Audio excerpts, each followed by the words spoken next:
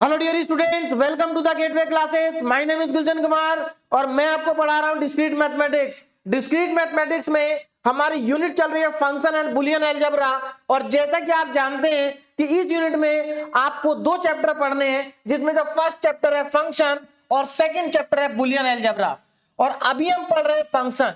आज हमारा फंक्शन का लेक्चर नंबर 3 है और आज के लेक्चर में हमारा फंक्शन कंप्लीट हो जाएगा, यानी कि जो फर्स्ट चैप्टर है इस यूनिट का वो हमारा कंप्लीट हो जाएगा आज के लेक्चर में। और आज के लेक्चर का हमारा टॉपिक है कंपोजिशन ऑफ फंक्शन, जिसको हम कंपोजिट फंक्शन भी बोलते हैं। तो चलिए स्टार्ट करते हैं आज का लेक्चर। और आज सबसे पहले हमें समझना है कि कंपोजिशन ऑफ फंक्शन क्या होता है या कंपोजिट फंक्शन क्या होता है। तो देखिए, ये एक तरह का ऑपरेशन है जो कि हम फंक्शन के ऊपर अप्लाई करते हैं। किस तरह से अप्लाई करते हैं, अब यहां पर जरा ध्यान दीजिए। तो हम डिफाइन करते हैं कि कंपोजिशन ऑफ फंक्शन का मतलब क्या है। तो सबसे पहले यहां पर देखिए हमने क्या किया, let ABC be 3 non empty set. हमने यहां पर 3 नॉन एम्प्टी सेट लिए हैं, ए बी एंड सी। तो यहां पर देखो मैंने तीनों सेट बना दिए, सेट ए, सेट बी और सेट सी। आगे देखिए क्या कहा, एंड लेट एफ मतलब F is a function from A to B. ये आपको मैंने बताया था इसको कैसे रीड करते हैं। इसको आप कैसे रीड करेंगे, f is a function from A to B and ji is a function from B to C. तो यहां पर देखिए ये हमारे पास सेट ए है और हमारा जो एफ फंक्शन है वो कहां से कहां पर डिफाइन है, ए से बी में डिफाइन है। तो f is a function from set A to set B and ji is a function define from set B to set C. तो ये तो हमारे पास यहां तक का डेटा हो गया, ठीक है ना। तो हमारे पास ये 3 सेट है और किस तरीके से फंक्शन डिफाइन है ये आपको समझ में आ गया होगा। अब आगे देखिए, बी द 2 फंक्शन, ये हमारे पास 2 फंक्शन है, एक एफ और एक G. Then the composition of F and ji is a function. अब हमें क्या करना है, इन दोनों फंक्शन का क्या करना है, कंपोजिशन करना है, यानी कि इन दोनों फंक्शन का हमें कंपोजिट फाइंड करना है। तो ध्यान दीजिए कैसे फाइंड होगा। देखिए सबसे पहले ये जो सेट ए है ये नॉन एम्प्टी सेट है, इसका मतलब इसके अंदर कुछ एलिमेंट्स आएंगे। तो मान लेते हैं कि इसके अंदर जो एलिमेंट है वो एक्स टाइप के हैं, इसके अंदर जो एलिमेंट्स हैं वो एक्स टाइप के एलिमेंट है। अब एक्स यहां पर वेरिएबल है, एक्स के प्लेस पर कोई भी वैल्यू आ सकती है, ठीक है ना। तो यहां पर एक्स टाइप के एलिमेंट।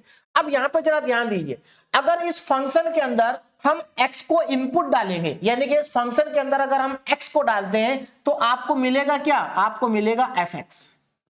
आपको क्या मिलेगा, एफ एक्स मिलेगा। और एफ एक्स को हम वाई भी मानते हैं, ये आपको अच्छे से मालूम होगा, F X is equal to Y. अब जरा आगे देखो, यानी कि यहां पर हुआ क्या कि आपने इस फंक्शन के अंदर x को डाला तो आपको fx मिला, जिसको आप y भी कह सकते हैं। अब इसके बाद फिर से एक और फंक्शन आ गया, g फंक्शन। अब अगर आप इस g के अंदर fx को डालेंगे तो आपको क्या मिलना चाहिए, आपको मिलेगा g ऑफ fx। देखो बहुत सिंपल सी कहानी है, जब आपने फंक्शन f में x को डाला तो आपको fx मिला, और जब आप इस g फंक्शन में fx को डालोगे तो आपको g ऑफ fx मिलेगा। अब यहां पर जरा ध्यान दीजिए, ये जो x था ये कहां पर था, सेट a में था, सेट a में था। इसका मतलब ये हुआ ये जो एलिमेंट है g ऑफ fx, इसकी प्री इमेज क्या हो गई fx और fx की प्री इमेज क्या हो गई x। तो क्या हम ये नहीं कह सकते कि gfx की प्री इमेज x भी है। इसका मतलब अगर हम यहां पर एक फंक्शन डिफाइन कर दें सीधे a से c, अगर यहां पर हम एक फंक्शन को डिफाइन कर दें सीधे a से c, तो ये जो a से c में फंक्शन डिफाइन होगा इसी फंक्शन को हम कहते हैं कंपोजिट फंक्शन। और ये कंपोजिट फंक्शन को हम यहां पर रिप्रेजेंट करते हैं GOF से। देखिए इसको कैसे रीड करते हैं, g ऑफ fx, और g ऑफ fx ये लिखा हुआ है, g ऑफ fx। तो ये हमारा क्या है, गॉफ है। तो देखो यहां पर a से b में डिफाइन हुआ f, b से c में डिफाइन हुआ g, लेकिन अगर हम सीधे a से c डिफाइन कर दें तो वो हो जाएगा g ऑफ f, जिसको हम गॉफ भी बोलते हैं। तो GOF, बात समझ में आ गई। तो ये हमारा क्या हो गया, GOF, this is the composite function. यही हमारा क्या है, ये हमारा है composite function from a to c। तो देखो यही लिखा है यहां पर, then the composition of f and g। तो f और g का जो कंपोजिशन होगा is a function denoted by gof from a to c। मतलब देखो सीधी सी बात, ये आपने इस फंक्शन में x को डाला तो आपको fx मिला, फिर आपने इस g में fx को डाला तो आपको gfx मिला। तो अगर आप इस गॉफ में देखिए, ये जो gof गॉफ फंक्शन है, अगर आप इस गॉफ में x डालोगे तो आपको सीधे gfx मिलेगा, आपको बीच में जाने की जरूरत नहीं पड़ेगी। This is the composition of two function f and g। तो अब इसमें देखो ध्यान रखना, हमेशा जो गॉफ है ना, इसमें g बाद में आता है, f पहले आता है। तो g ऑफ fx, तो याद रखना f पहले आएगा और g बाद में आएगा सीक्वेंस में, ठीक है ना। तो ये क्या हो गया, गॉफ हो गया। अब गॉफ को डिफाइन कैसे करते हैं, and is defined as GOF। अगर आप इस गॉफ फंक्शन में इनपुट क्या डालेंगे, अगर आप इसमें इनपुट डालेंगे x, तो आपको g ऑफ fx मिलेगा। अब देखो जरा, पहले आप x इनपुट डाल रहे थे f में, तो आपको fx मिल रहा था, फिर fx को आप g में डाल रहे थे, तब जाके आपको gfx मिल रहा था। लेकिन गॉफ का बेनिफिट क्या है, आप गॉफ में सीधे x डालेंगे और सीधे आपको क्या मिल जाएगा, g ऑफ fx मिल जाएगा। तो उसी चीज को यहां पर देखो डिफाइन किया गया है कि GOFX, अगर आप इस फंक्शन में सीधे इनपुट x डालते हैं तो सीधे आपको आउटपुट क्या मिलता है, g ऑफ fx मिलता है। This is the output for all. अब देखिए यहां पर ये लिखा है फॉर ऑल का सिंबल है, ये for all x belongs to set A, यानी कि जितने भी x सेट ए को बिलोंग कर रहे हैं सभी के लिए सेट सी के अंदर क्या मिलेगा, g ऑफ fx मिलेगा, और इसी को हम कहते हैं गॉफ। तो मेरे ख्याल से आपको बात क्लियरली समझ में आ गई होगी कि GOF का मतलब क्या है, Gauff is a composite function of f and g। अब यहां पर थोड़ी सी बात करते हैं, क्या ये गॉफ हमेशा डिफाइन होगा, क्या हम यहां पर ABC अगर 3 सेट ले लें तो क्या हमेशा गॉफ डिफाइन होगा, क्या सभी कोई भी दो फंक्शन आप ले लेंगे, क्या उन दोनों का कंपोजिट हमेशा हो जाएगा, तो ऐसा बिल्कुल नहीं है। कंडीशन है, गॉफ कब डिफाइन होगा उसके लिए कंडीशन है, जो कि यहां पर थोड़ा नीचे लिखी है, देखिए ध्यान दीजिएगा, ये इंपॉर्टेंट कंडीशन है। ये कंडीशन फुलफिल होगी तभी गॉफ डिफाइन होगा। देखो कंडीशन क्या है, gof exist if and only if. Gof कब एग्जिस्ट करेगा, if and only if range of f is a subset of domain of g। देखो इसका मतलब क्या है, ये जो पहला वाला फंक्शन है, इस फंक्शन की जो रेंज होगी, देखो सीधी सी बात है, इस फंक्शन की जो रेंज होगी, रेंज के सारे एलिमेंट इस सेट बी के अंदर लिखे होंगे, है ना, और इस g की जो डोमेन होगी उसके एलिमेंट भी बी के अंदर होंगे। तो यहां पर इंपॉर्टेंट बात क्या है कि जो f की रेंज है वो g के डोमेन का सबसेट होनी चाहिए। यानी कि ऐसा हो सकता है कि f की जो रेंज हो और g की जो डोमेन हो, या तो वो इक्वल हो या फिर सबसेट हो। यानी कि b की जो रेंज है वो g के डोमेन का सबसेट होना चाहिए, तभी आपका गॉफ डिफाइन होगा। तो ये यहां पर इंपॉर्टेंट कंडीशन है, ठीक है ना, ये इंपॉर्टेंट कंडीशन है, ये आपको ध्यान रखना है। अब थोड़ा सा आगे चलते हैं, है ना, ये तो हो गया गॉफ। अब देखो यहां पर एक्चुअल में क्या था, जो f फंक्शन था वो a से b था और g था वो b से c था। अगर इसी चीज को उल्टा कर दें, भाई देखिए फॉग, अब यहां पर GOF था, हम FOG भी डिफाइन कर सकते हैं, FOG भी को भी डिफाइन किया जा सकता है। देखो कैसे, देखिए सीधी सी बात है, GOF हमने डिफाइन किया तो पहले f था बाद में g था। अगर हम FOG डिफाइन करेंगे तो g पहले हो जाएगा f बाद में हो जाएगा, बात खत्म। यानी कि यहां पर देखिए fog exist if and only if, ये तो कंडीशन हो गई है ना कि फॉग कब एग्जिस्ट करेगा। लेकिन अब जरा ध्यान दीजिए फॉग कब एग्जिस्ट करेगा। देखो यहां पर क्या है, हमारे पास ये एक set A, this is set A, this is set B, and ये हमारा हो गया set C।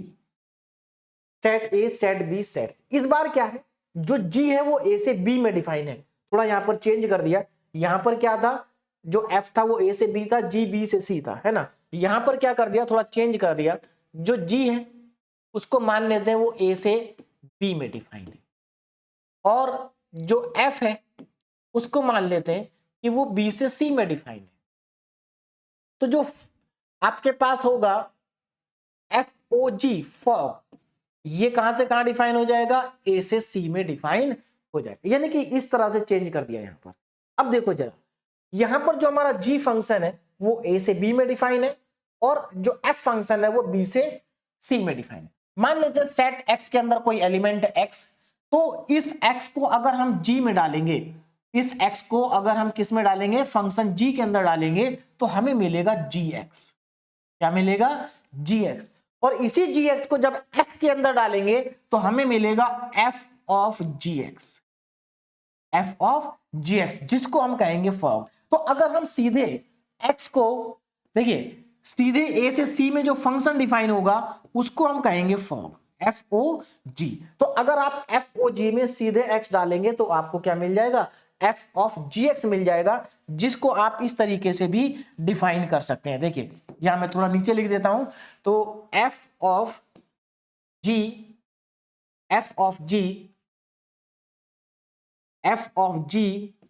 x is equal to f of g of x। तो इस तरीके से हम इसको क्या कर सकते हैं, डिफाइन कर सकते हैं। तो मेरे ख्याल से ये सभी को समझ में आ गया होगा कि गॉफ कैसे डिफाइन करना है और FOG फॉग कैसे डिफाइन करना है, ठीक है ना। तो इस तरीके से बहुत आसानी के साथ इसको हम डिफाइन कर सकते हैं। तो मेरे ख्याल से यहां से सभी स्टूडेंट को क्लियरली समझ में आ गया होगा कि किस तरह से दो फंक्शन का कंपोजिशन किया जाता है, ठीक है ना। तो जरूरी नहीं कि हमेशा गॉफ ही हो, फॉग भी हो सकता है। और एक और इंपॉर्टेंट बात, यहां पर कंपोजिशन का मतलब यहां पर हमने कितने फंक्शन का कंपोजिशन किया, 2 का किया। ऐसा नहीं कि 2 का ही कंपोजिशन होगा, 3 का भी कर सकते हैं, 4 का भी कर सकते हैं, 5 का भी कर सकते हैं। डिफाइन हमने स्टैंडर्ड जो डिफाइन किया वो 2 के लिए किया, लेकिन इसी को हम कंटिन्यू कर सकते हैं 3 के लिए, 4 के लिए, 5 के लिए, कुछ फर्क नहीं पड़ेगा। जैसे मान लो आप एक और ले लेते हैं तो इसके आगे एक सेट और आ जाएगा D, और वहां पर C से D में एक फंक्शन और डिफाइन हो जाएगा, मान लेते हैं H। क्या हो जाएगा, H। जब आप H फंक्शन में इसको डालोगे तो H of G of fx मिलेगा, है ना, यानी कि कुछ इस तरह का मिलेगा। अगर g ऑफ fx को आप H में डाल देंगे तो H of G of f of x, इस तरह से बढ़ता चला जाएगा, जिसको आप क्या कहेंगे, देखिए इसको अब आप क्या कहेंगे, ये तो GOFX था, ये क्या हो जाएगा, अगर इसको आप लिखेंगे तो इसका रिप्रेजेंटेशन क्या होगा, HOGOF।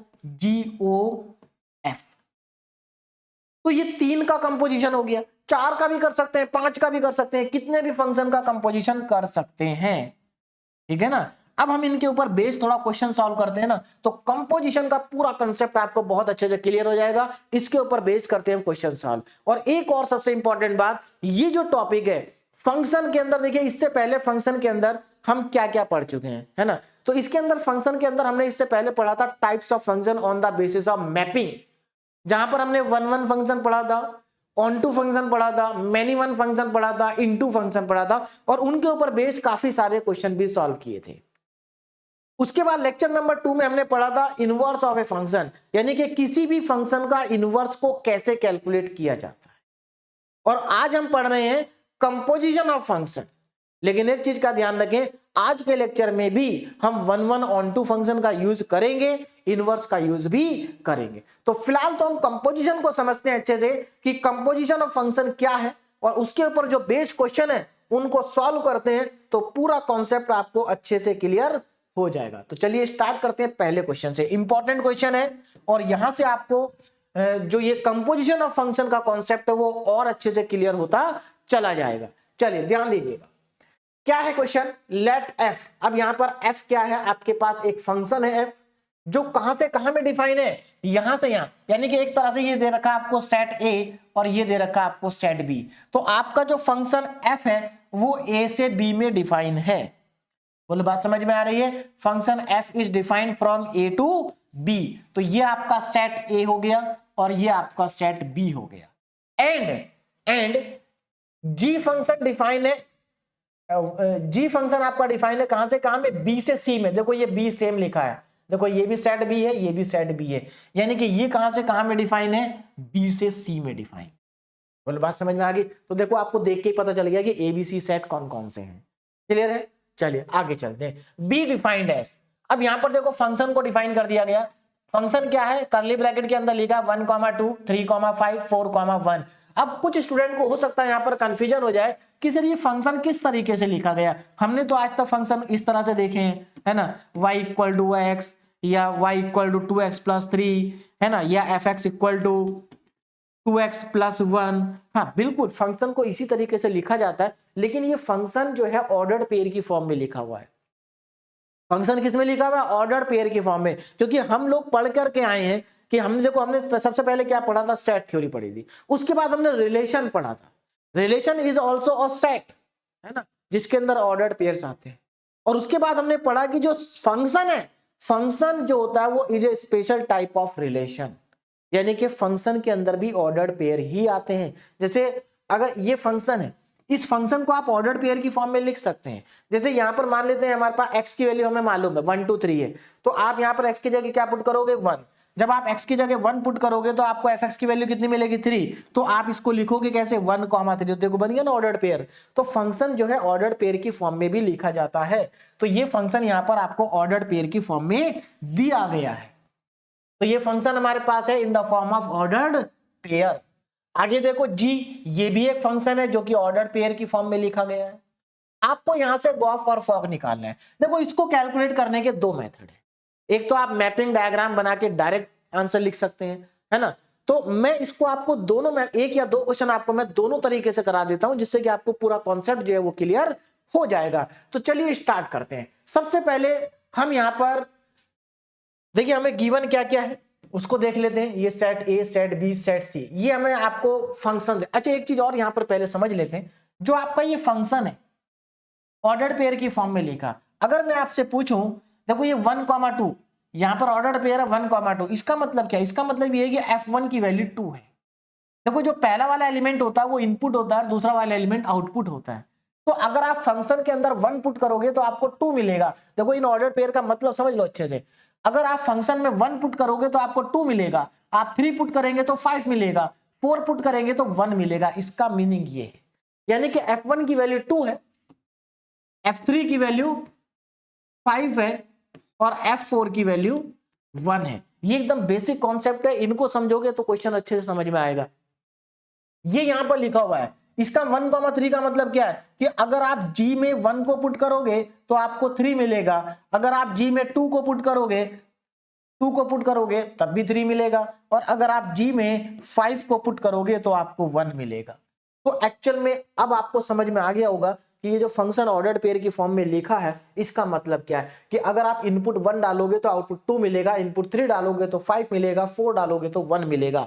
इसमें अगर 1 डालोगे 3 मिलेगा, 2 डालोगे तो 3 मिलेगा और 5 डालोगे तो 1 मिलेगा। तो इस चीज को समझना भी जरूरी है ना। चलिए अब हम क्वेश्चंस को सॉल्व करते हैं। देखिए जरा हमें क्या निकालना है, यहां पर गॉफ और फॉग निकालना है। आपको यहां पर फंक्शन आपको गिवन है ना, फंक्शन आपको यहां पर गिवन है। चलिए स्टार्ट करते हैं।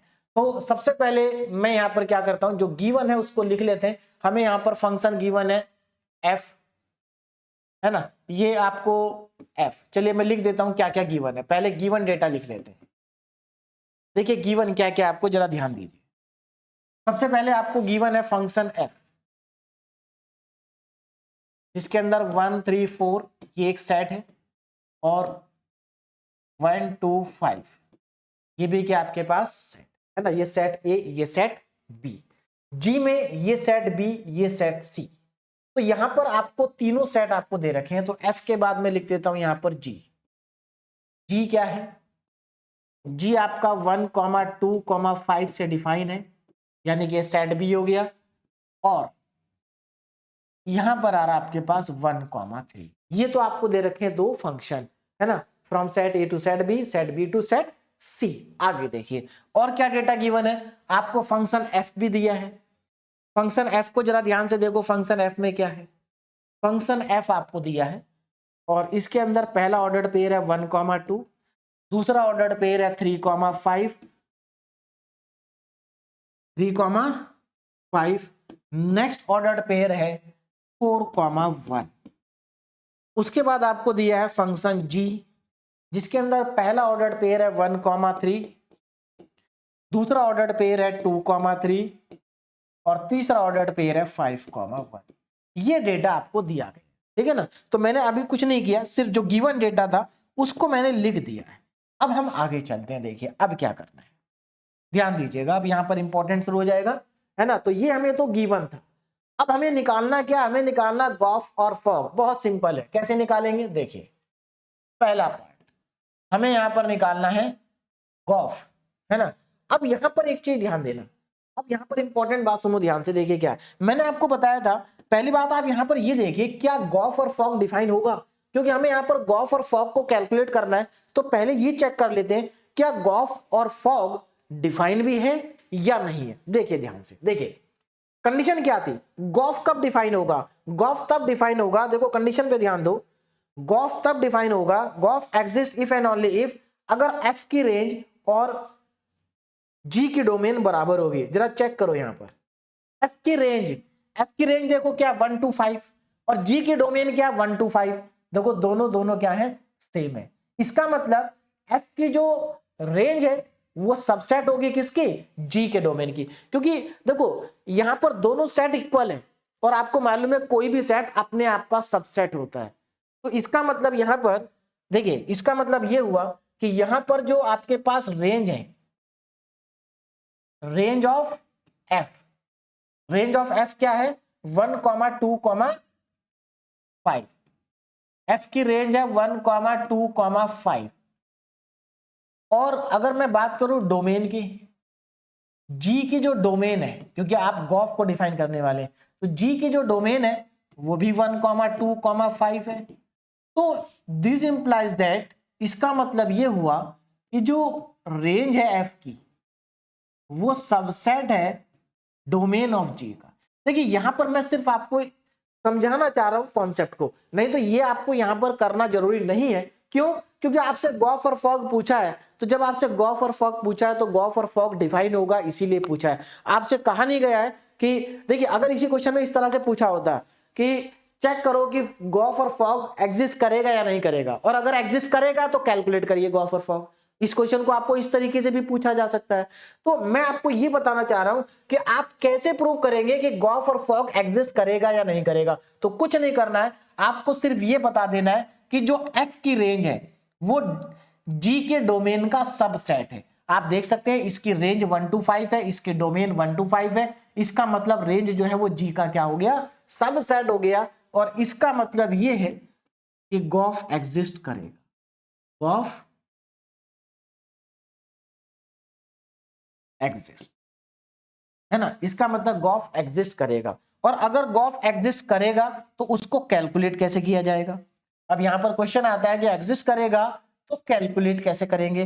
तो देखिए कैलकुलेट करने के दो तरीके हैं, मैं आपको फिलहाल पहला तरीका यहां पर बता रहा हूं, फर्स्ट मेथड आपको यहां पर बता रहा हूं, ध्यान दीजिएगा। देखिए कैसे कैलकुलेट किया जाएगा आपको यहां पर। अच्छा एक और चीज देखिए यहां पर, एक और इंपॉर्टेंट बात, अगर मैं आपसे पूछूं कि गॉफ की डोमेन क्या होगी, है ना, गॉफ की डोमेन, तो अब जरा मुझे बताइए कि गॉफ की डोमेन क्या होगी। नाउ डोमेन ऑफ गॉफ, देखो गॉफ की डोमेन वही होगी जो एफ की डोमेन होगी, गॉफ की डोमेन वही होगी जो एफ की डोमेन होगी। ऐसा क्यों, जरा यहां पर ध्यान से देखो। देखो अगर मैं आपसे पूछूं एफ की डोमेन क्या है, तो एफ की डोमेन तो सेट ए है ना भाई। एफ के लिए डोमेन क्या है, डोमेन मतलब इनपुट, तो एफ के लिए इनपुट तो ये आएगा ना सेट ए के अंदर की वैल्यू। और अगर मैं आपसे पूछूं कि गॉफ का इनपुट बताओ क्या है, तो गॉफ का इनपुट भी यही है। इसका मतलब गॉफ का इनपुट और एफ का इनपुट सेम होता है, गॉफ का इनपुट और एफ का इनपुट सेम होता है। तो यहां पर आप देख सकते हैं कि जो डोमेन गॉफ की होगी, है ना, गॉफ की वही डोमेन होगी जो एफ की डोमेन है, गॉफ की वही डोमेन होगी जो एफ की डोमेन है। तो इसका मतलब आपको कैलकुलेट क्या करना है, देखिए गॉफ की डोमेन क्या होगी। अब जरा मैं यहां पर गॉफ की डोमेन लिख देता हूं, डोमेन ऑफ गॉफ।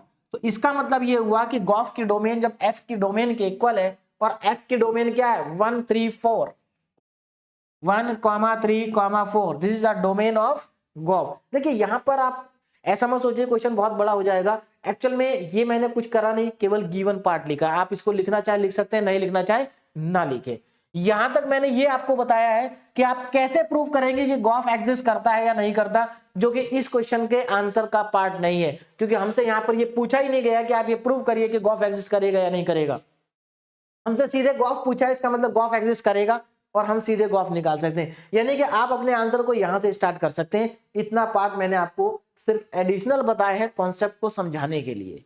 क्लियर है, आगे बढ़ते हैं। देखिए अब यहां पर जो डोमेन है गॉफ की वो 1, 3, 4 है। इसका मतलब आप गॉफ में पहले इनपुट डालेंगे 1 और देखेंगे आउटपुट क्या आ रहा है। फिर गॉफ में इनपुट डालेंगे 3 और देखेंगे आउटपुट क्या आ रहा है। फिर गॉफ में इनपुट डालेंगे 4 और देखेंगे आउटपुट क्या आ रहा है, तब जाकर के आपको गॉफ मिलेगा। तो यहां पर अब देखो मैं स्टार्ट कर देता हूं। तो सबसे पहले मैं गॉफ में इनपुट डालूंगा, क्योंकि डोमेन जो होता है वो इनपुट होती है ना। तो गॉफ में हमने यहां पर डाला 1। तो देखिए जब आप गॉफ में 1 को इनपुट डालेंगे, गॉफ में जब 1 को आप इनपुट डालेंगे तो ये क्या हो जाएगा, g ऑफ f1 बनेगा, है ना भाई। गॉफ मतलब क्या होता है, गॉफ x क्या होता है, यहां पर देखिए गॉफ x का मतलब क्या है, g ऑफ fx। अब यहां पर x की जगह आपने 1 लिखा तो g ऑफ f1 बन जाएगा। तो g ऑफ f1, अब जरा यहां पर ध्यान देना, इंपॉर्टेंट बात यहां से देखिए समझना है आपको ध्यान से। f1 का मतलब क्या है, f1 की जगह पर क्या आएगा, देखो f1 की जगह पर आएगा 2, क्योंकि जब आप f में 1 को डालोगे तो आपको 2 मिलेगा। तो यहां पर आप f1 को रिप्लेस कर देंगे 2 से और आपको मिलेगा g2। अब g2 का मतलब क्या है, g2 का मतलब अब यहां पर आ जाओ, g में आ जाओ, देखो g में आ जाओ, g में जब आप 2 डालेंगे तो आपको मिलेगा 3, तो इसका मतलब g2 का मतलब हो गया 3। g2 का मतलब क्या हो गया, 3 हो गया। चलिए नीचे लिख देता हूं, देखो यहां पर ये आ गया g2 और g2 का मतलब है 3। इसका मतलब गॉफ 1 की वैल्यू कितनी आ गई, 3 आ गई। आगे चलते हैं, अब कैलकुलेट कर लेते हैं गॉफ। अब हम यहां पर इनपुट डालते हैं दूसरा, 1 हमने डाल दिया, अब हम 3 को डालते हैं। तो देखिए गॉफ में अब डालेंगे 3 को तो हमें क्या मिलेगा, g ऑफ f3 ये मिलेगा। अब f3 का मतलब क्या है, तो वापस आओ फंक्शन f में, f3 का देखिए फंक्शन f में अगर आप 3 डालोगे तो 5 मिलेगा। तो यहां पर f3 की जगह 5 लिख दीजिए, तो ये आ गया g5। अब g में चलते हैं, देखिए g में अगर आप 5 डालोगे तो आपको 1 मिलेगा। तो इसका मतलब g5 की वैल्यू कितनी आ जाएगी, 1 आ जाएगी। तो ये आ गया 1। ठीक, अब आगे चलते हैं। अब हमें निकालना है GOF। अब इनपुट क्या डालना है इसमें, अब इनपुट डालना है 4, 3 हम डाल चुके। तो जब आप इसमें 4 डालेंगे तो ये आपको मिलेगा g ऑफ f4। और f4 क्या है, वापस आते हैं फंक्शन में, देखिए f में जब आप 4 डालोगे तो आपको 1 मिलेगा, तो इसकी जगह लिख दीजिए 1, तो ये हो गया g1। अब g में आते हैं, g में जब आप इनपुट को 1 डालोगे तो आपको आउटपुट में 3 मिलेगा, तो इसका मतलब इसकी वैल्यू हो गई 3। तो हमारा फाइनल आंसर क्या आएगा, जरा हम उसको नेक्स्ट स्लाइड पे लिख लेते हैं। फाइनल आंसर देखिए क्या आएगा, ध्यान दीजिए। फाइनल आंसर हमारा आएगा, देखो GOF। अब जरा यहां पर ध्यान देंगे और फाइनल आंसर को देखेंगे। फाइनल आंसर यहां पर हमारे पास आ जाएगा GOF इज इक्वल टू, अब ये सेट की फॉर्म में लिखना है,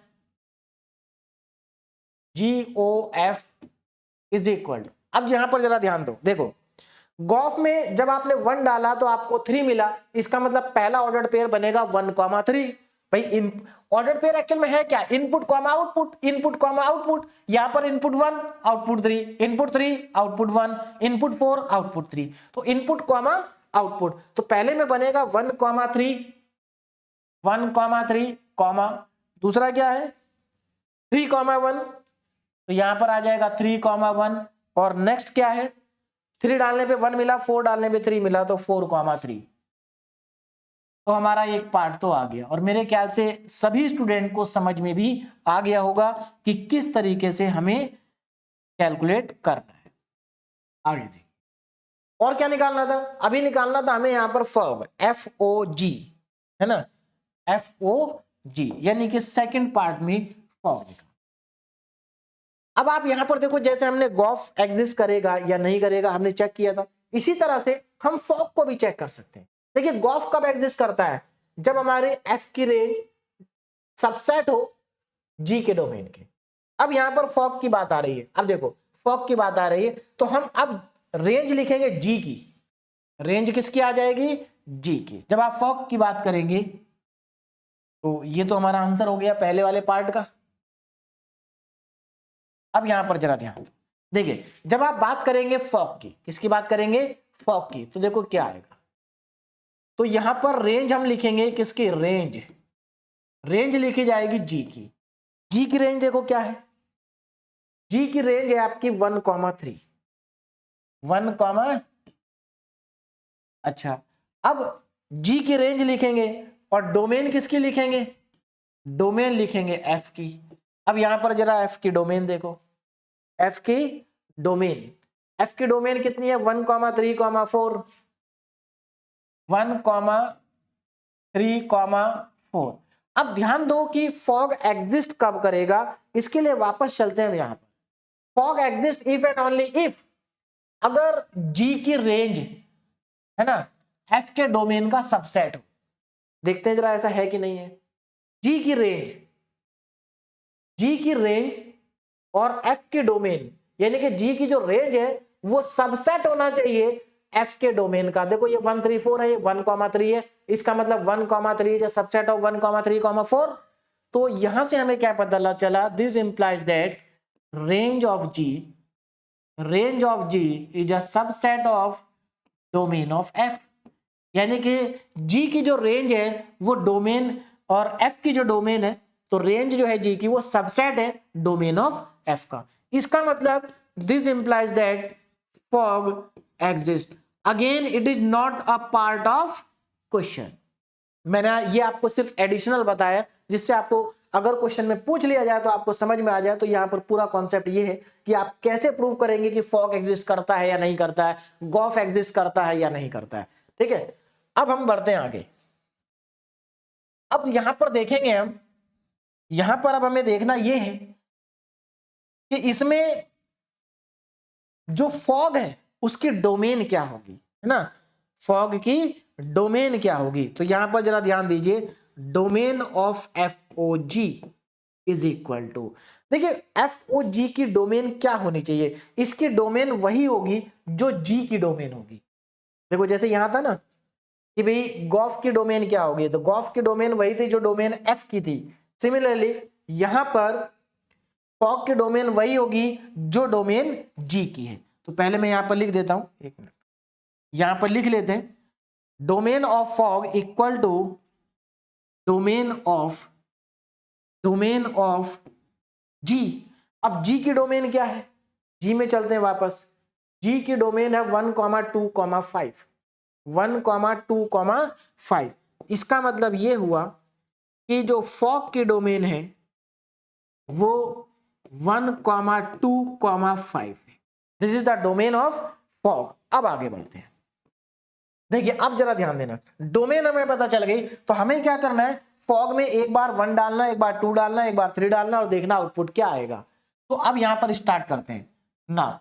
फॉग में हमने डाला 1 को, तो फॉग में जब 1 को डालेंगे तो हमें मिलेगा एफ ऑफ G1। अब यहां पर चेक करना पड़ेगा कि G1 क्या है। देखिए G1 का मतलब है G में जब आप 1 डालोगे तो आपको मिल क्या रहा है, 3 मिल रहा है, तो G1 का मतलब है 3, तो ये आ जाएगा F3। अब F3 का मतलब क्या है कि भाई अगर आप फंक्शन में 3 डाल, F में अगर आप 3 डालते तो आपको क्या मिलता है, 5 मिलता है, तो यानी कि यहां पर आपको 5 मिल रहा है, आउटपुट में क्या मिल रहा है, 5 मिल रहा है।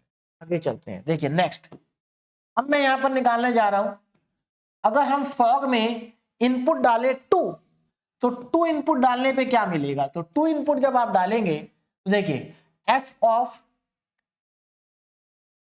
G of 2, f of g of 2 यानी कि G2 मिल गया। अब G2 का मतलब क्या है, यानी कि G में अगर आप 2 डालेंगे तो आपको 3 मिलेगा, तो G में अगर आप 2 डालेंगे तो आपको 3 मिलेगा, यानी कि ये आ गया F3। और F3 का मतलब क्या है कि अगर आप F में 3 डालते हो तो आपको क्या मिलता है, 5 मिलता है, तो ये आपके पास आ गया 5। ठीक, आगे देखिए नेक्स्ट हम यहां पर कैलकुलेट करने जा रहे हैं एफ ऑफ जी और इनपुट हमारा रहेगा 5। देखिए क्वेश्चन बहुत छोटा है, मैंने क्वेश्चन को बड़ा कर दिया क्योंकि मैं यहां पर एक्स्ट्रा चीजें ज्यादा बता दी हैं, नहीं तो ये एक ही स्लाइड पे पूरा क्वेश्चन का आंसर आ जाता। ठीक है ना, देखिए अब यहां पर एफ ऑफ G5 और G5 कितना है, मतलब G में अगर आप 5 डालेंगे तो आपको 1 मिलेगा, तो G5 की वैल्यू है 1, तो ये बन गया F1। और F1 कितना आएगा, F में अगर आप 1 डालते हो तो आपको क्या मिलता है, 2 मिलता है, तो यहां से आपको मिलेगा 2। तो अब यहां पर जरा ध्यान दीजिए कि आपको निकालना क्या था, आपको निकालना था FOG। तो FOG के अंदर क्या आएगा, देखिए फॉग में जब आपने 1 डाला तो आपको 5 मिला, इसका मतलब यहां पर आएगा 1,5। उसके बाद आपने जब 2 डाला तो आपको मिला 5, और आपने जब 5 डाला तो आपको मिला 2, और ये हमारा आ गया फॉग। तो मेरे ख्याल से आप देख सकते हैं कितना आसान है, और बहुत ही आसानी के साथ आप कैलकुलेट कर सकते हैं। देखिए इस क्वेश्चन में आपको करना कितना था, अगर आप एक्चुअल में देखें तो ये सब डेटा आपको गिवन था। आपको स्टार्ट कहां से करना था, यहां से, कि भाई गॉफ की डोमेन क्या है, ये गॉफ की डोमेन है, और जो गॉफ की डोमेन है उसको इनपुट में डालते चले जाओ, आपको आउटपुट मिलते चले जाएंगे, है ना। तो यहां से आपको स्टार्ट करना था, इतना करते आप, और यहां पर आपको आंसर मिल जाता। उसके बाद ये भी मैंने यहां पर एक्स्ट्रा बताया, आपको यहां से स्टार्ट करना था और यहां पर खत्म हो गया आपका। तो कितनी आसानी के साथ आप कैलकुलेट कर सकते हैं गॉफ और फॉग, अगर आपको सेट दे रखे हैं तो। अब इसी चीज को अच्छा मैं एक और तरीके से आपको बता दूं, देखिए आप इसको डायरेक्ट भी कर सकते हैं ऐसे, जैसे यहां पर आपके पास 3 सेट दे रखे थे ABC, है ना, 3 सेट आपको दे रखे थे ABC। देखिए एक तरह से मैं इसको कह सकता हूं सेकंड मेथड। देखो जरा ध्यान से, हमारे पास 3 सेट थे ABC, तो ये मेरा पास A आ गया, ये मेरे पास B आ गया। मैं बस आपको जस्ट करके बता रहा हूं कि कैसे आप इसको शॉर्ट में कर सकते थे। ABC देखो, A सेट के अंदर क्या क्या एलिमेंट थे, A के अंदर 1, 3, 4 था, 1, 3, 4।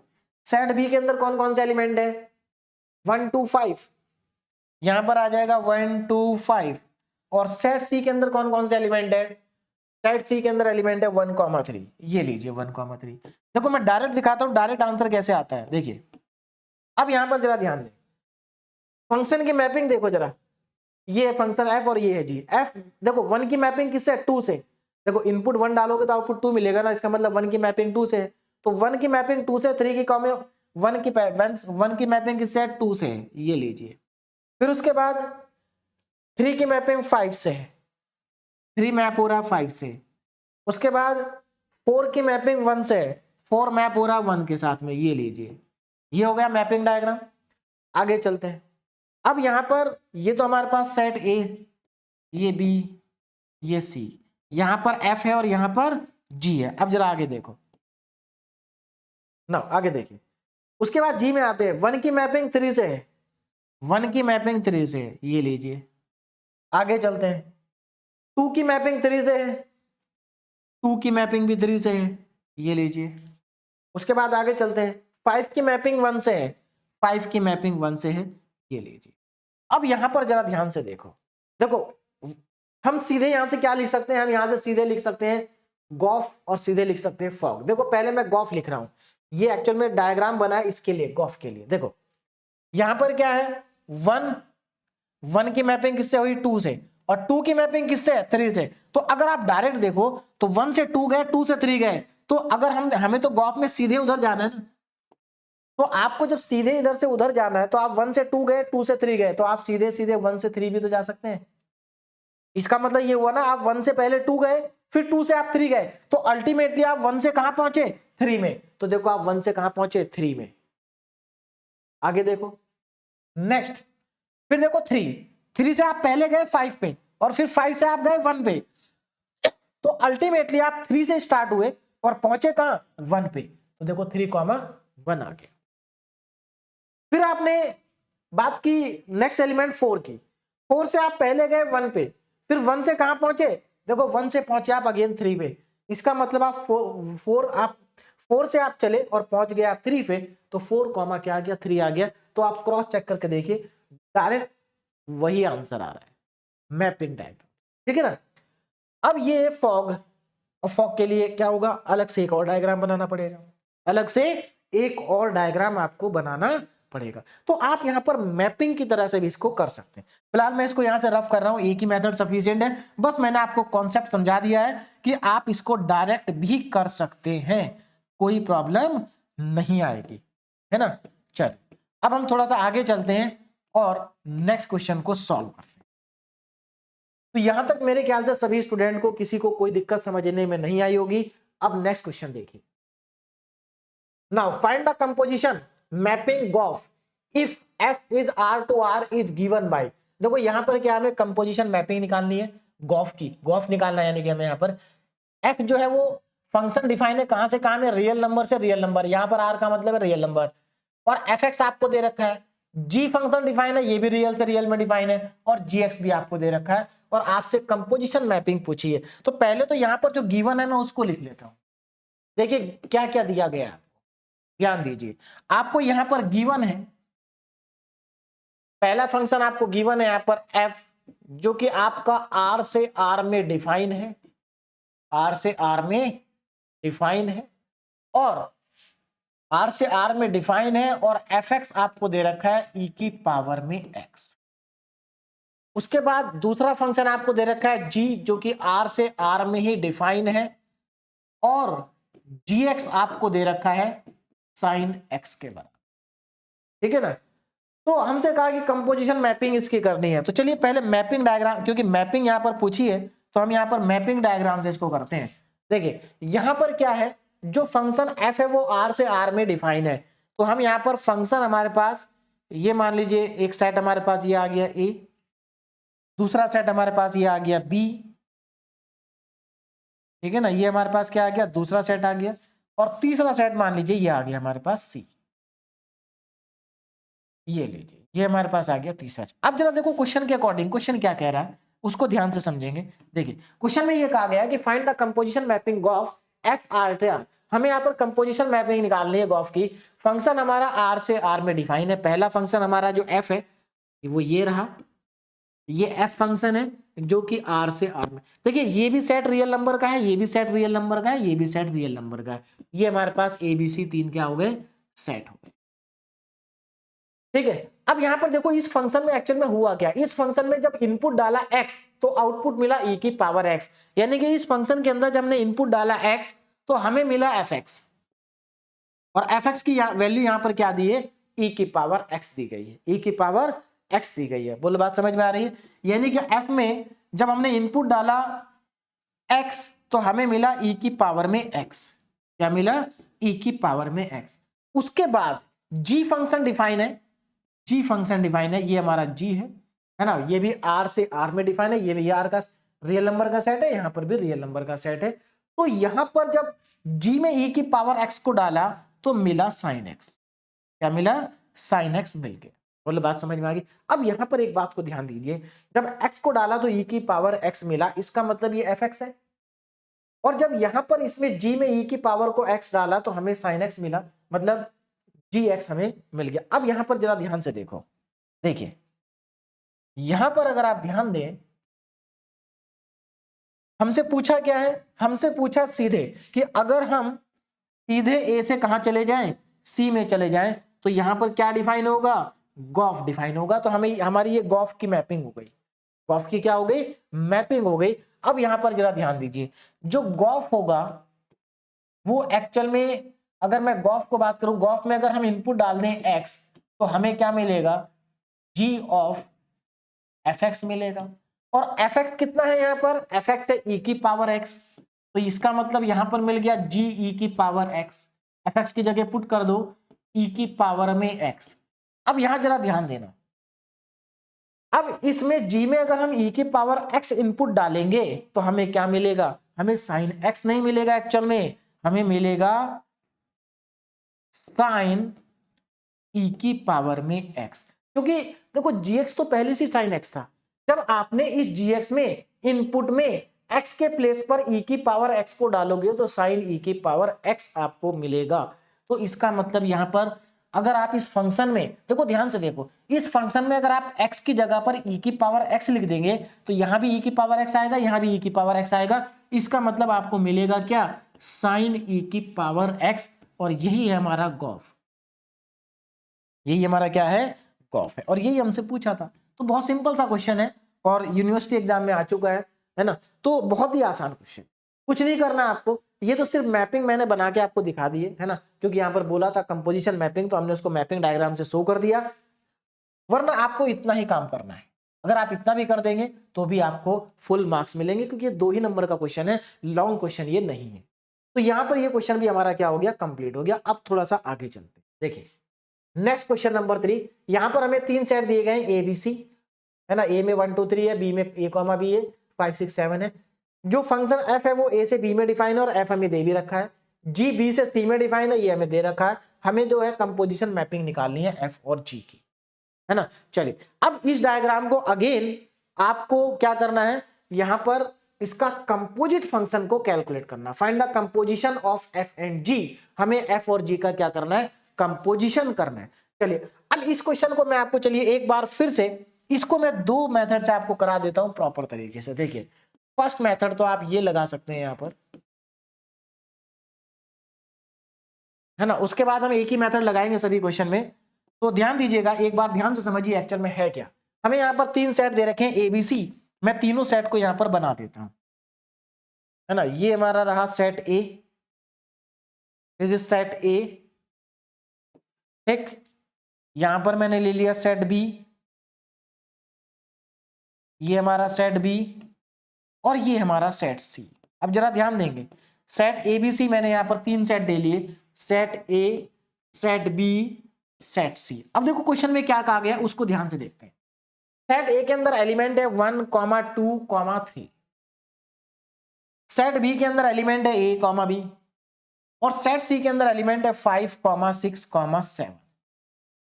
बोलो बात समझ में आ गई, है ना। तो एफ जो हमारा डिफाइन है वो ए से बी में डिफाइन है, जी हमारा बी से सी में डिफाइन है, यानी कि यहां से यहां डिफाइन है हमारा एफ, और यहां पर हमारा डिफाइन है जी। एफ और जी हमारा डिफाइन है। अब जरा यहां पर हमसे पूछा कंपोजिशन एफ जी, तो एफ जी का कंपोजिशन तो सीधे यहां से यहां डिफाइन होगा गॉफ, ये क्या हो जाएगा, इसका कंपोजिशन आ जाएगा गॉफ। तो अगर हम देखें तो यहां पर देखो आप डायरेक्ट लिख सकते हो गॉफ। देखिए कैसे, ध्यान देंगे डायरेक्ट कैसे लिख सकते हैं। अगर मैं यहां से लिखूं गॉफ को डायरेक्ट एक ही लाइन में, देखिए आप एक लाइन में कैसे लिखेंगे जरा ध्यान दीजिए। देखो हमें क्या करना है, सबसे पहले आप यहां पर मैपिंग करेंगे।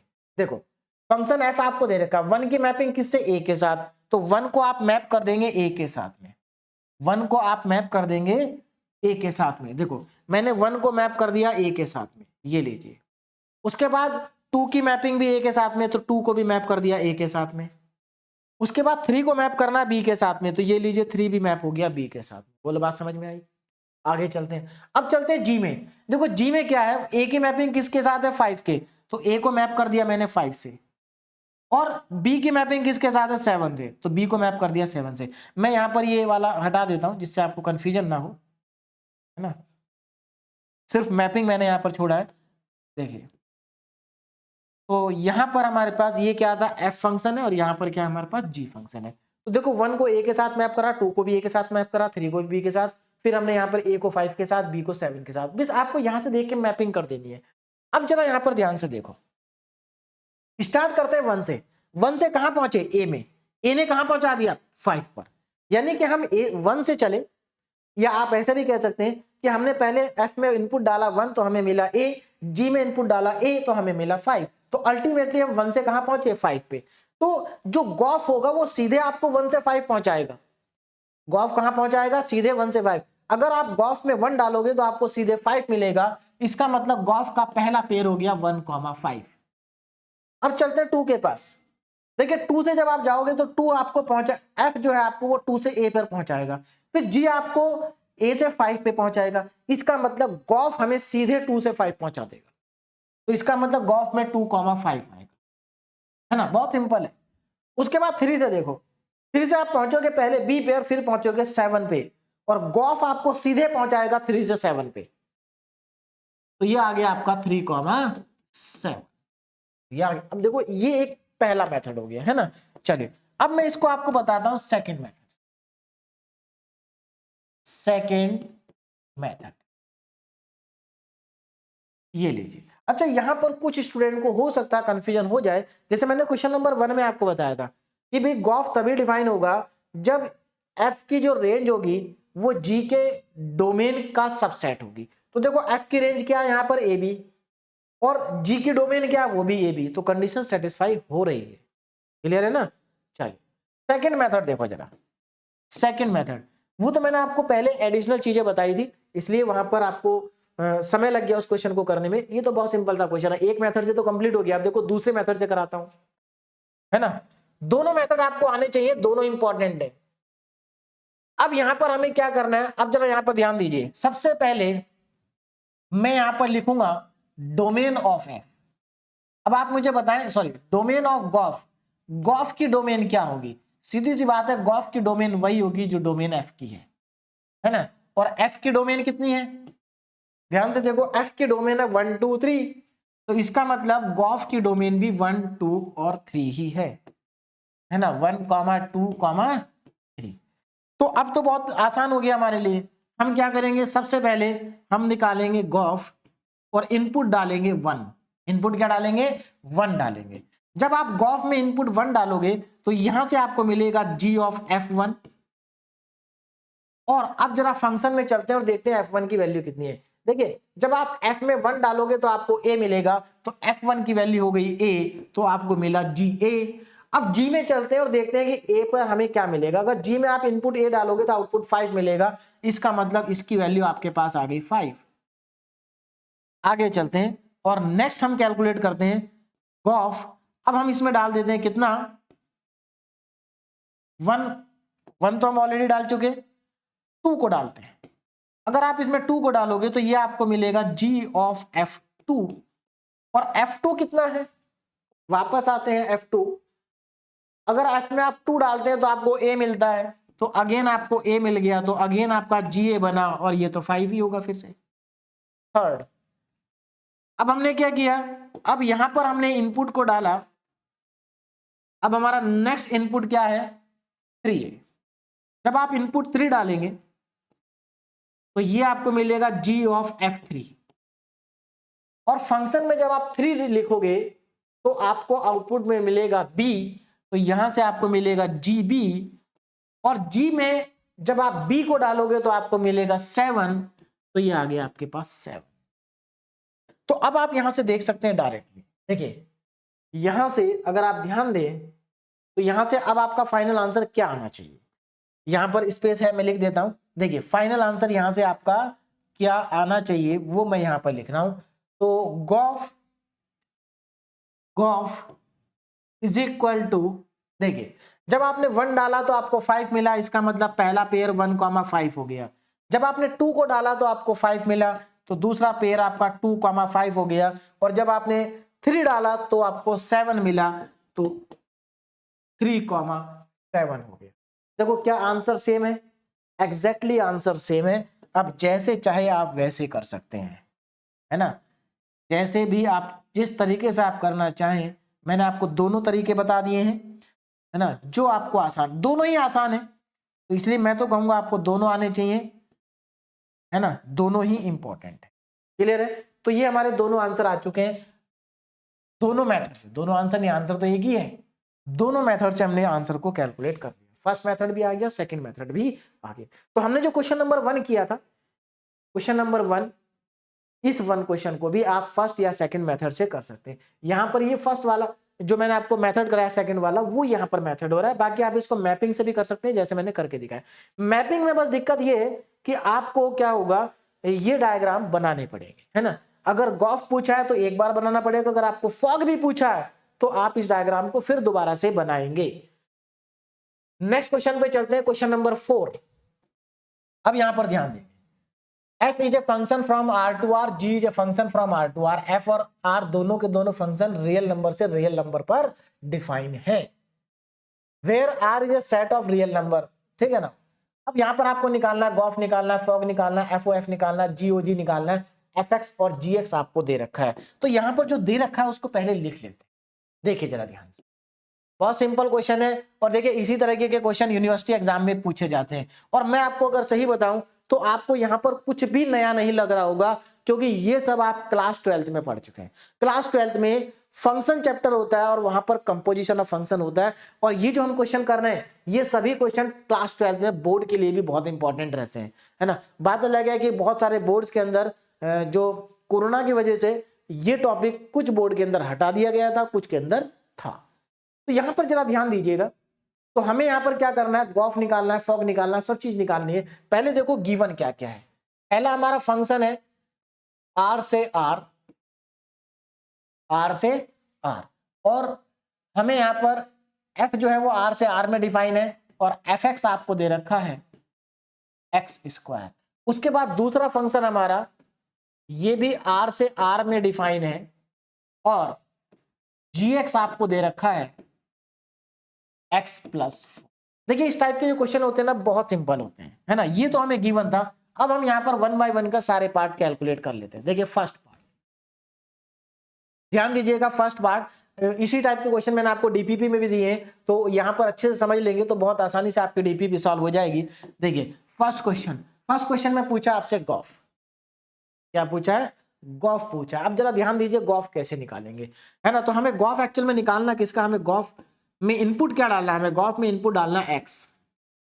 देखिए जब आप गॉफ में इनपुट एक्स डालोगे तो आपको क्या मिलेगा, जी ऑफ एफ एक्स। अब यहां पर जरा ध्यान दो, एफ एक्स क्या है, एक्स स्क्वायर। देखो गॉफ की डेफिनेशन क्या है, g of f x. F x कितना है, एक्स स्क्वायर है, तो यहां पर एफ एक्स की जगह एक्स स्क्वायर पुट कर दो। अब जी एक्स स्क्वायर आ गया। अब जरा ध्यान दो, g x x equal x plus 4, g x equal to x plus 4 है।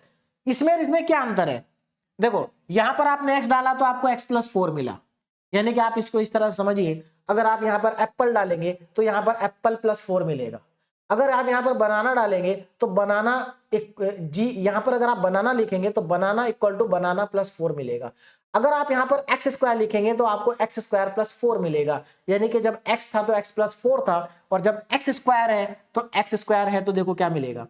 अगर आप यहां पर एक्स की जगह एक्स स्क्वायर पुट कर देंगे तो एक्स स्क्वायर प्लस 4 आ जाएगा, और यही आपका आंसर। तो गॉफ कितना मिल गया आपको, एक्स स्क्वायर प्लस 4। तो ये आपके पास गॉफ ऑफ एक्स की वैल्यू हो गई। तो मेरे ख्याल से आपको क्लियर हो गया होगा। सेकंड पार्ट पे चलते हैं। सेकंड पार्ट देखिए जरा ध्यान से। सेकंड पार्ट में क्या है, सेकंड पार्ट में आपको निकालना है फॉर्म FOG। इसका मतलब आपको FOG में इनपुट डालना है x। देखिए कितना आएगा, ये आपका बन जाएगा f of g of x। gx कितना है, gx है x प्लस 4, तो आप gx की जगह लिख देंगे x प्लस 4। ये आ गया f x प्लस 4। अब आप f पे चलो वापस। जब f में इनपुट x था तो आउटपुट x स्क्वायर मिल रहा था। अब जब f में आप इनपुट x प्लस 4 डालोगे, देखिए x की जगह अगर आप x प्लस 4 लिखोगे तो इधर भी तो x प्लस 4 ही लिखोगे ना, तो ये x प्लस 4 का होल स्क्वायर आ जाएगा। क्वेश्चन हो गया कंप्लीट। तो इसका आंसर ये रहा। आगे चलते हैं। नाउ थर्ड पार्ट में पूछा आपसे FOF। इसमें भी आप इनपुट डालेंगे x, है ना। तो ये आपको मिलेगा f ऑफ x, और fx कितना है, x स्क्वायर है, तो यहां पर आप लिख देंगे f ऑफ x स्क्वायर। आगे चलते हैं। देखिए अब इसके आगे क्या आना चाहिए, देखो f में इनपुट गया x स्क्वायर, fx है कितना, x स्क्वायर के बराबर। देखिए जब यहां इनपुट x था तो आउटपुट x स्क्वायर था। अब आप सोचो जब इनपुट x स्क्वायर होगा तो आउटपुट क्या हो जाएगा, x स्क्वायर का होल स्क्वायर। तो इसका मतलब हमारे पास FOF की वैल्यू आ जाएगी x स्क्वायर का भी होल स्क्वायर। इसका मतलब x की पावर 4। बोलो बात समझ में आई, कितना आएगा, x की पावर 4 आ जाएगा। ये हो गया हमारा थर्ड पार्ट कंप्लीट। अब हम चलते हैं फोर्थ पार्ट पे। देखिए फोर्थ पार्ट क्या कह रहा है, GOG में आप इनपुट डालेंगे, GOG में आप इनपुट डालेंगे, GOG इसमें आप इनपुट डालेंगे, GOG इनपुट डाला आपने x, तो ये आपको मिला G ऑफ GX। और gx कितना है, gx आपके पास x प्लस 4 है, तो ये आ जाएगा g ऑफ x प्लस 4। और अब देखो पहले g में जब इनपुट x था तो आउटपुट x प्लस 4 था। अब जब यहां पर इनपुट ही x प्लस 4 हो जाएगा तो आउटपुट क्या हो जाएगा, देखो सीधी सी बात है, जब यहाँ x था तो x प्लस 4 था, तो जब आप x की जगह x प्लस 4 रखोगे तो यहाँ भी तो x की जगह x प्लस 4 आएगा ना, और एक 4 पहले से था, तो ये क्या बन जाएगा, x प्लस 8 बन जाएगा। और ये चारों पार्ट हमारे यहाँ पर क्या हो गए, कंप्लीट हो गए। तो आप देख सकते हैं कितनी आसानी के साथ यहाँ पर आंसर कैलकुलेट हो जाएंगे। बहुत सिंपल टॉपिक है कंपोजिशन ऑफ फंक्शन। आगे चलते हैं क्वेश्चन नंबर 5। देखिए यहाँ पर क्या एक फंक्शन f है जो कि r से r डिफाइन है, g भी r से r डिफाइन है और h भी r से r डिफाइन है। इंपॉर्टेंट क्वेश्चन है, यूनिवर्सिटी में इस टाइप के क्वेश्चन बहुत बार आ चुके हैं और ये क्वेश्चन भी यूनिवर्सिटी एग्जाम में आ चुका है, लिखा नहीं है लेकिन ये 2020-21 का क्वेश्चन है ना, जो कि AKTU यूनिवर्सिटी में आ चुका है 10 मार्क्स के अंदर और बहुत सिंपल है। बस आपको क्या करना, छोटी सी कैलकुलेशन करनी है सभी पार्ट में। तो यहाँ पर हमारे पास जो गिवन है उसको मैं पहले यहाँ पर लिख लेता हूं, जरा ध्यान देंगे गिवन क्या क्या है। देखिए गिवन क्या क्या है, तो यहां पर हमारे पास पहला फंक्शन है f जो कि r से r में डिफाइन है, r यहां पर रियल नंबर है और fx आपको दे रखा है, यहां पर fx आपको गिवन है 3x स्क्वायर प्लस का 2। उसके बाद नेक्स्ट फंक्शन आपको दे रखा है g और ये भी r से r में डिफाइन है। अच्छा यहाँ पर बहुत सारे स्टूडेंट सोच रहे होंगे सर यहाँ पर हम क्यों नहीं चेक कर रहे हैं फॉग ऑफ एग्जिस्ट करेगा या नहीं करेगा।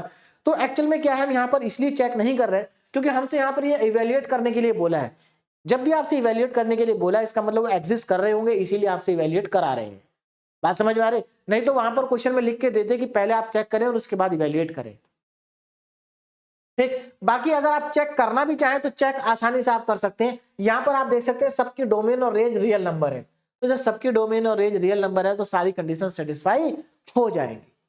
तो आप चेक करना चाहें तो कर सकते हैं, कंडीशन सेटिस्फाई होगी।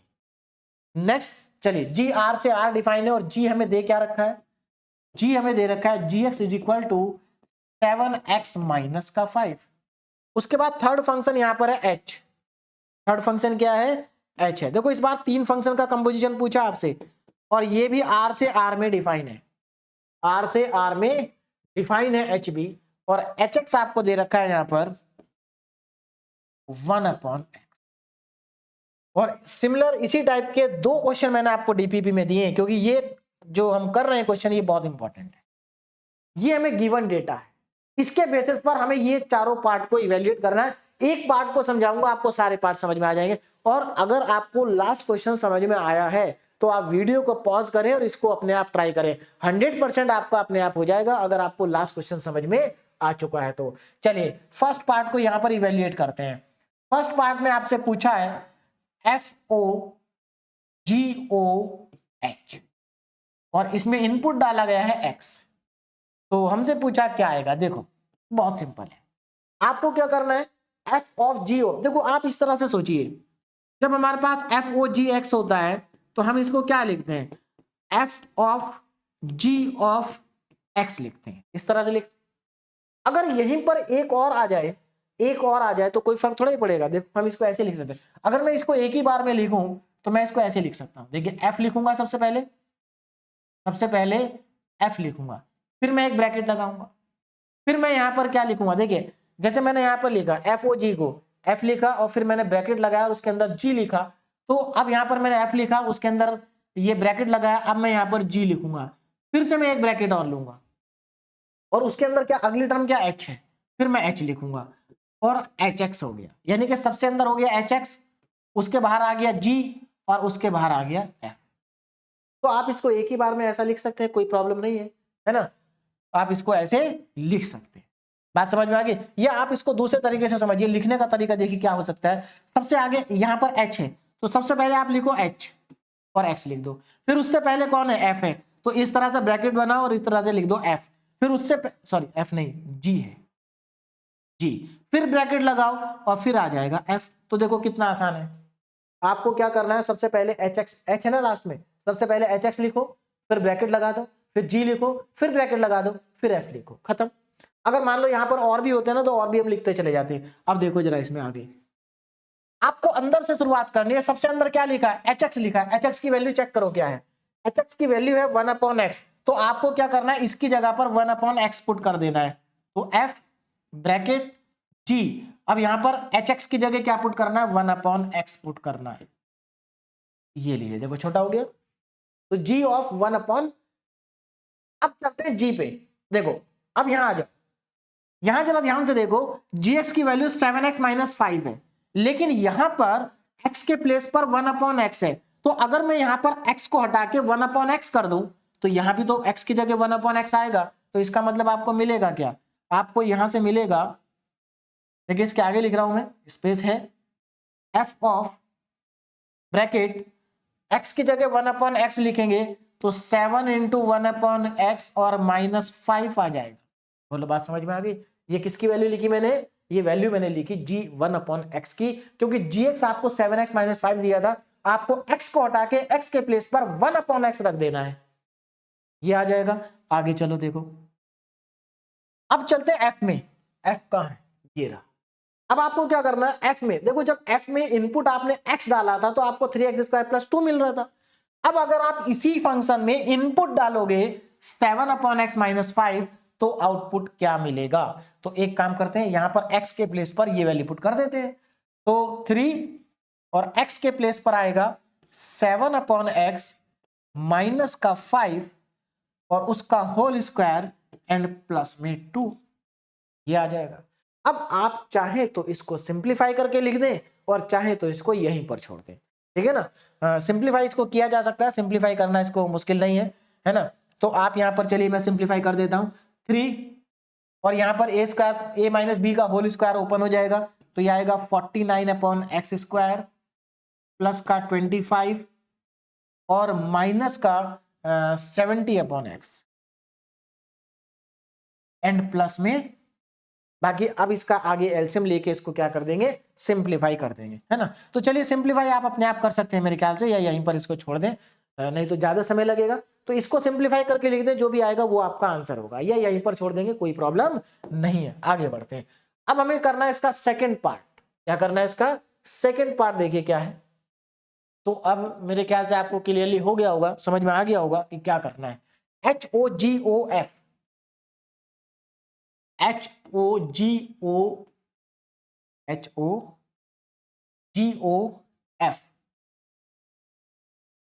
और x, ये हमें निकालना है। देखिए जरा ध्यान, क्या करेंगे, कैसे लिखेंगे? लिखने का तरीका मैंने बता दिया। सबसे पहले लास्ट वाला लिख लेंगे, सबसे पहले लास्ट वाला।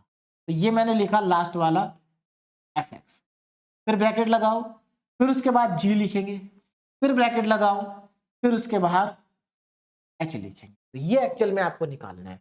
चलिए अब यहां पर मैं वैल्यू को पुट करने जा रहा हूं, जरा ध्यान से देखो। h bracket g bracket. अब यहां पर fx क्या आएगा? fx क्या है? fx है 3x² + 2, तो यहां पर लिख दो 3x² + 2,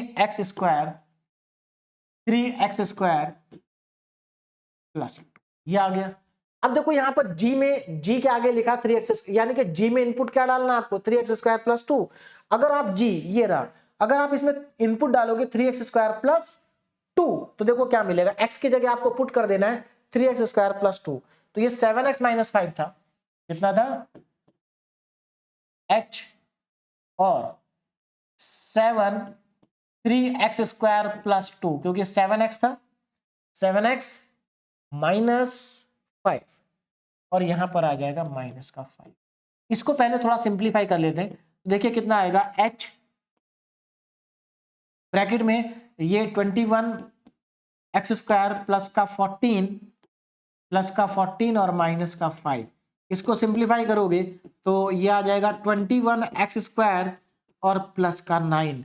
अब ये h के लिए इनपुट बन गया। h के लिए क्या बन गया? इनपुट। h क्या है हमारे पास? 1/x है। देखो x जब यहां पर इनपुट x था तो ये 1/x था, और जब इनपुट ये हो जाएगा तो ये आ जाएगा 1/21x² प्लस का 9। तो ये हमारा इसका आंसर आ गया सेकंड पार्ट का। अब हम चलते हैं थर्ड पार्ट में, है ना। थर्ड पार्ट GOGX निकालना है। थर्ड पार्ट क्या है यहां पर? देखिए थर्ड पार्ट में आपको G ऑफ GX निकालना है, जिसको आप कैसे लिखेंगे? G ऑफ GX, यानी कि GX की वैल्यू क्या होगी? GX देखिए क्या है। GX आपके पास यहां पर है 7x - 5, तो इसकी जगह आप पुट कर देंगे 7x - 5, तो G 7x - 5।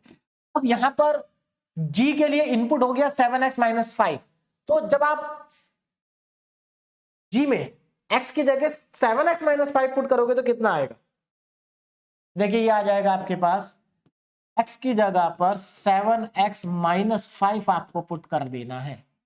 इसको सिंप्लीफाई करेंगे तो ये 49x आएगा, और ये माइनस का 35 और माइनस का 5, तो ये माइनस का 40 बन जाएगा। ये आपका फाइनल इसका आंसर हो जाएगा। अब हम चलते हैं इसके लास्ट पार्ट पे जो कि फोर्थ पार्ट है। तो फोर्थ पार्ट में क्या पूछा है, GOHX, GOHX जिसको हम लिख सकते हैं G of HX, G of HX। अब यहां पर जरा ध्यान से देखो, HX की वैल्यू इसमें पुट करेंगे।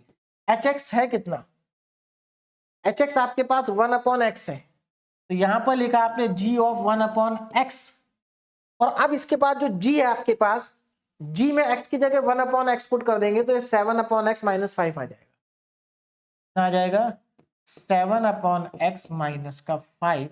और यही हमारा यहां पर क्या होगा, फाइनल आंसर भी होगा। तो इस तरीके से आप इस टाइप के कितने भी बड़े क्वेश्चन हो सब आसानी के साथ कर सकते हैं। और ये क्वेश्चन आपसे 10 मार्क्स में कई बार इस टाइप के क्वेश्चन पूछे गए हैं। तो बहुत सिंपल क्वेश्चन था और यहां पर ये क्वेश्चन हमारा क्या हो गया, कंप्लीट हो गया। अब हम देखते हैं नेक्स्ट क्वेश्चन, क्वेश्चन नंबर 6 है ना, क्वेश्चन नंबर 6। अब यहां पर चलिए जरा देखिए क्या है। यहां पर एक सेट है x ABC एंड डिफाइन। अब यहां पर एक फंक्शन डिफाइन है जो कि x से x में ही डिफाइन है। कहां से कहां डिफाइन है, x से x में ही डिफाइन है, सच दैट। और यहां पर फंक्शन आपको दे भी रखा ऑर्डर्ड पेयर में a, b, b, a, c, और यहां पर हमसे f², f³ और f की पावर 4 पूछा गया है। इसी टाइप का क्वेश्चन मैंने आपको डीपीपी में भी दिया है, तो ध्यान से समझेंगे कैसे करना है। देखिए यहां पर एक्चुअल में सबसे पहले तो देख लेते हैं कि हमें क्या क्या दिया गया है, गिवन क्या क्या है।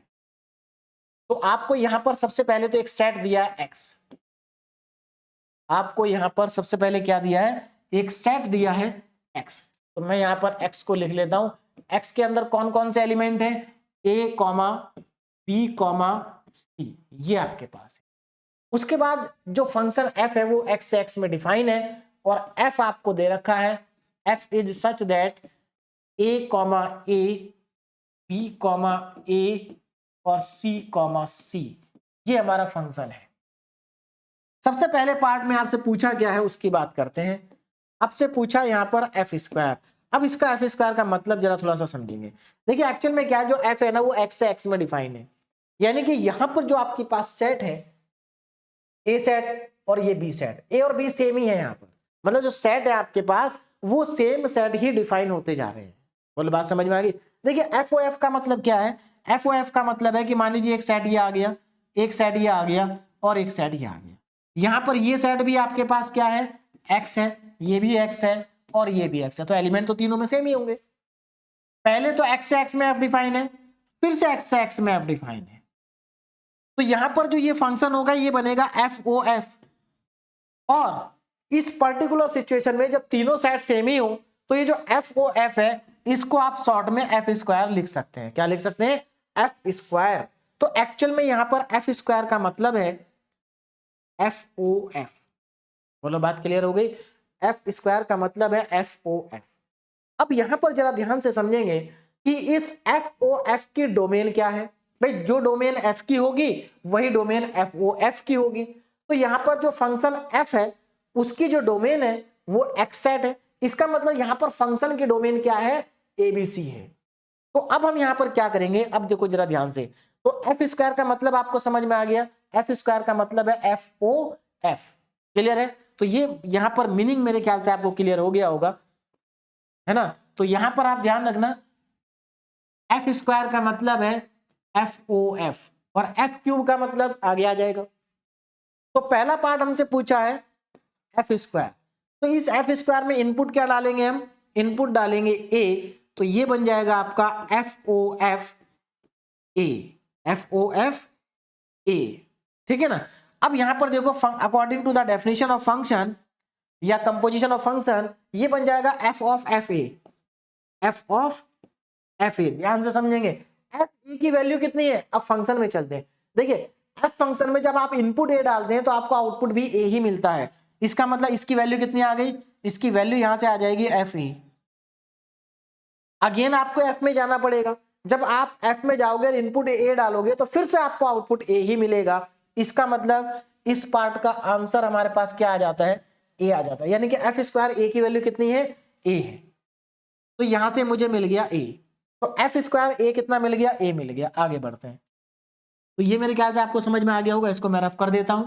देखिए तो एफ स्क्वायर ए की वैल्यू आपको मिल चुकी। अब सेकंड पार्ट पर चलते हैं और सेकंड पार्ट है हमारे पास एफ क्यूब ए। अच्छा सॉरी, अभी तो एक ही इनपुट डाला हमने एफ स्क्वायर में, क्या डाला है ए। अब इसी एफ स्क्वायर में आपको अभी दूसरा इनपुट भी डालना है बी, इसका मतलब एफ ओ एफ बी आपको इनपुट डालना है। तो यहां से आपको क्या मिल जाएगा, जरा ध्यान से देखो, यहां से आपको मिल जाएगा एफ ऑफ एफ बी। और एफ बी की वैल्यू कितनी है, देखो फंक्शन में जब आप इनपुट बी डालोगे तो आउटपुट आपको ए मिलेगा, तो ये बन गया एफ ए।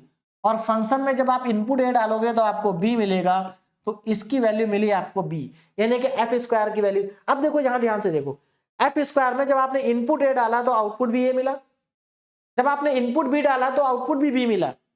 एक और चेक कर लेते हैं ना। अब आप क्या करेंगे, अब नेक्स्ट निकालेंगे एफ स्क्वायर में, अब आप इनपुट डालेंगे सी। कितना इनपुट डालेंगे, सी, यानी कि एफ ओ एफ सी। तो इसका मतलब हो गया एफ ऑफ एफ सी। जब आपने एफ में इनपुट डाला सी तो मिलेगा भी आपको सी, तो ये कितना मिल गया एफ सी। और जब फिर से वही बात है कि जब आप एफ में इनपुट डालोगे सी तो आउटपुट में भी मिलेगा सी। तो यहां पर इसका आंसर कितना आ गया आपका, इसका आंसर आपका आ जाता है एफ स्क्वायर सी, ये भी आ गया सी। इसका मतलब ये हुआ, इसका मतलब ये हुआ कि हमसे पहले पूछा था एफ स्क्वायर कितना होगा। तो अगर मैं इसको लिखूं तो जब आप एफ स्क्वायर में इनपुट ए डालते हो तो आउटपुट भी ए मिलता है, इनपुट बी डालते हो तो आउटपुट भी बी मिलता है, इनपुट सी डालते हो तो आउटपुट भी सी मिलता है। इसका मतलब यहां पर ऑर्डर पेयर हो गया a comma a, b comma b and c comma c. ये हमारे पास क्या आ गए इनपुट। तो यहां पर हमारे पास ये एफ स्क्वायर की वैल्यू आ गई। तो ये फर्स्ट पार्ट हमारा यहां पर कंप्लीट हुआ। इसी तरह से हम सी पार्ट और ये सेकंड पार्ट और थर्ड पार्ट को कैलकुलेट करेंगे। तो यहां पर जरा जल्दी से देखें, सेकंड पार्ट को हम यहां पर स्टार्ट कर लें। सेकंड पार्ट देखिए, सेकंड पार्ट में हमसे पूछा है एफ की पावर 3, इनपुट सब में वही रहेगा। तो एफ की पावर 3 में जब आप इनपुट ए डालोगे तो क्या मैं इसको ऐसा लिख सकता हूं एफ स्क्वायर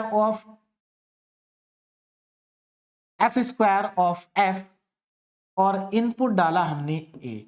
देखो यहां पर ये एफ क्यूब है तो इसको पहले एफ स्क्वायर लिखो फिर ओ एफ लिखो। वैसे आप एफ क्यूब को ये भी लिख सकते हो एफ ऑफ एफ 3 बार, लेकिन अगर आप ऐसा लिखोगे तो ज्यादा मेहनत आपको करनी पड़ेगी, पहले इसको लेना पड़ेगा फिर इसको लेना पड़ेगा फिर इसको लेना पड़ेगा।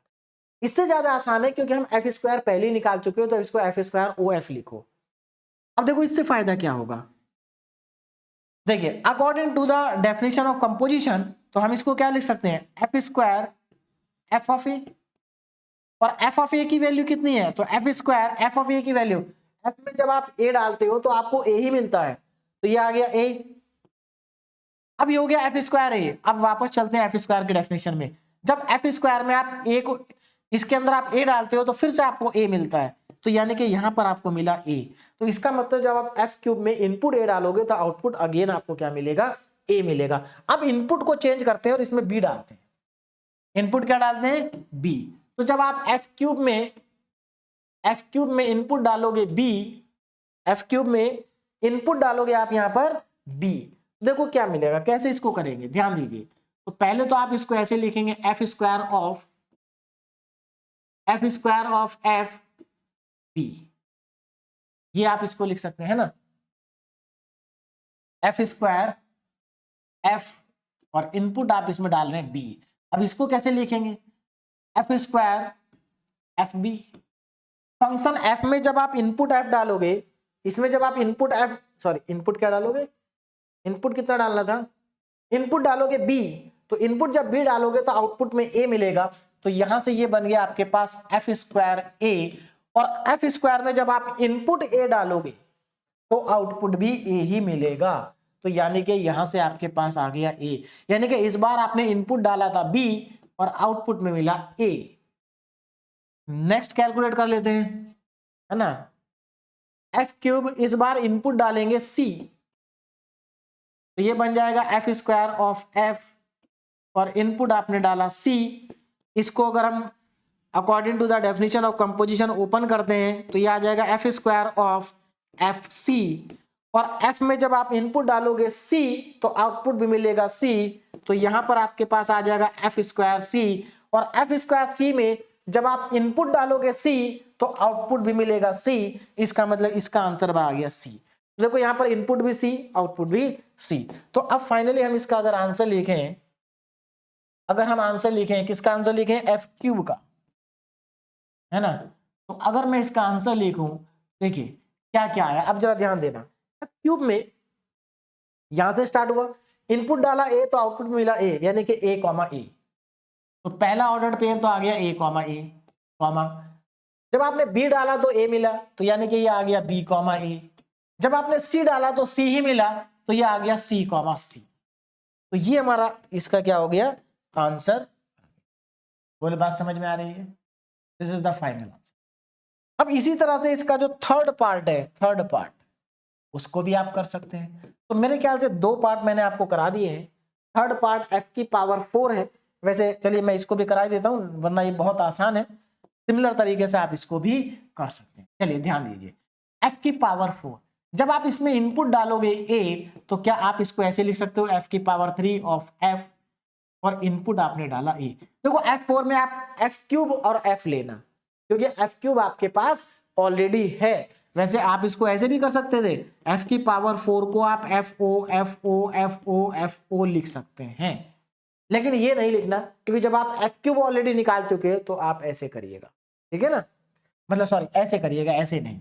ऐसे करने में क्या होगा, समय लगेगा, पहले आप इसको ऑपरेट करोगे, फिर इसको ऑपरेट करोगे, फिर इसको ऑपरेट करोगे, फिर इसको ऑपरेट करोगे, तो लंबा प्रोसेस हो जाएगा। हाँ, तब आप ऐसा कर सकते हैं, अगर आपको डायरेक्ट ही f4 पूछा जाए और f3 और f2 आपसे ना पूछा जाए, तब आप ऐसे कर सकते हो जैसे मैंने अभी बताया था। चलिए अब इसको ऑपरेट करते हैं, इसको हम लिख सकते हैं f cube f of a, और f में फंक्शन में जब आप इनपुट a डालोगे तो आउटपुट भी a ही मिलेगा, तो ये बन जाएगा f क्यूब a, और f क्यूब में जब इनपुट a डालोगे तो आपको आउटपुट में भी a मिलेगा, यानी कि वापस फाइनली हमें a मिल गया। तो जब इनपुट a है तो आउटपुट भी क्या है, a है। अब इसका अगला पार्ट देखिए, अब मैं यहां पर क्या कर रहा हूं, इसमें इनपुट डाल रहे हैं हम b, तो इनपुट जब आप b डालेंगे तो ये f क्यूब ऑफ f, और ये आ गया b।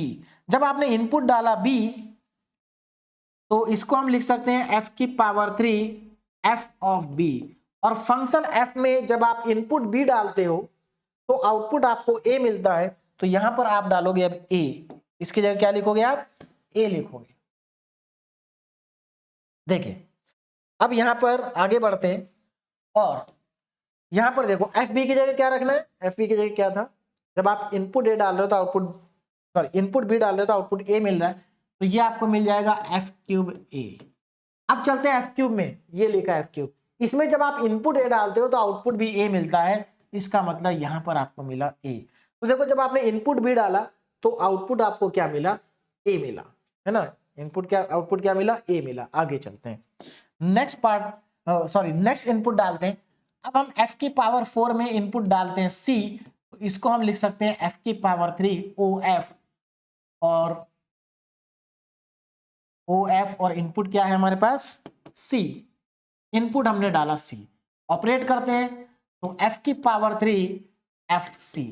फंक्शन f में जब आप इनपुट c डालते हो तो आउटपुट भी c ही मिलता है, तो इसका मतलब ये हो गया f क्यूब c, और क्यूब वाले में जब आप इनपुट c डालते हो तो आपको आउटपुट भी c मिलता है, यानी कि c पे c मिल रहा है, b पर a मिल रहा है और a पर a मिल रहा है। तो यहां पर फाइनली हम लिख सकते हैं, क्या लिख सकते हैं कि f4 is equal to a डालने पे a मिला तो a कॉमा a, b डालने पे a मिला तो b कॉमा a, और c डालने पे c मिला तो c कॉमा c, और ये हमारा इस पार्ट का क्या हो गया, फाइनल आंसर भी आ गया। तो मेरे ख्याल से सभी स्टूडेंट को समझ में आ रहा होगा, बहुत सिंपल क्वेश्चन है, इंपॉर्टेंट क्वेश्चन है, इसी टाइप के क्वेश्चन आपसे यूनिवर्सिटी एग्जाम में पूछे जाते हैं। अब हम आगे बढ़ते हैं और नेक्स्ट क्वेश्चन, या हमारे पास एक और बचा यहाँ पर इंपॉर्टेंट थ्योरम है, इस थ्योरम को हम प्रूव करते हैं, है ना। तो ये थ्योरम भी आपसे बहुत बार यूनिवर्सिटी एग्जाम में पूछी गई। तो स्टार्ट करते हैं इसका प्रूफ। देखिए कैसे करेंगे, सबसे पहले यहां पर देखते हैं कि आपको गिवन क्या क्या है। तो यहां पर आपको गिवन है, देखिए ध्यान दीजिएगा, यहां पर आपके पास एक फंक्शन है f जो कि a से b में डिफाइन है और g कहां से कहां डिफाइन है, b से c में डिफाइन है। इंपॉर्टेंट ये है कि ये दोनों ही फंक्शन 1 1 ऑन 2 है। तो हमारे पास जो फंक्शन है f, ये फंक्शन a से b में डिफाइन है और जो f फंक्शन है ये कैसा फंक्शन है, इज 1 1 ऑन 2 फंक्शन है ना। ये जो फंक्शन है कैसा है, 1 1 ऑन 2 है। दूसरा फंक्शन है g, देखिए बहुत इंपॉर्टेंट थ्योरम है ये और यूनिवर्सिटी एग्जाम में 10 मार्क्स में बहुत बार पूछी जाती है। तो दूसरा फंक्शन है b से c and it is also 1 1 on 2 function है ना। तो ये दोनों ही फंक्शन 1 1 ऑन 2 फंक्शन है। अब देखो आगे, ये तो हमें गिवन है हमारे पास। अब हमें देखो प्रूफ क्या क्या करना है, उसको हम प्रूफ कर देते हैं। तो स्टार्ट करते हैं यहां से। तो सबसे पहले तो हमें यह प्रूफ करना है कि जो गॉफ है वो 1 1 ऑन 2 है, यानी कि हमें यह प्रूफ करना पड़ेगा कि गॉफ 1 1 भी है ऑन 2 भी है। लेकिन उससे पहले जो हमें गिवन दे रखा है उस गिवन डेटा से हम क्या बता सकते हैं। तो ध्यान दीजिए, अब हमने 1 1 ऑन 2 के बारे में पढ़ा था। देखो किसी भी फंक्शन का इनवर्स तभी एग्जिस्ट करता है जब वो 1 1 भी हो और ऑन 2 भी हो।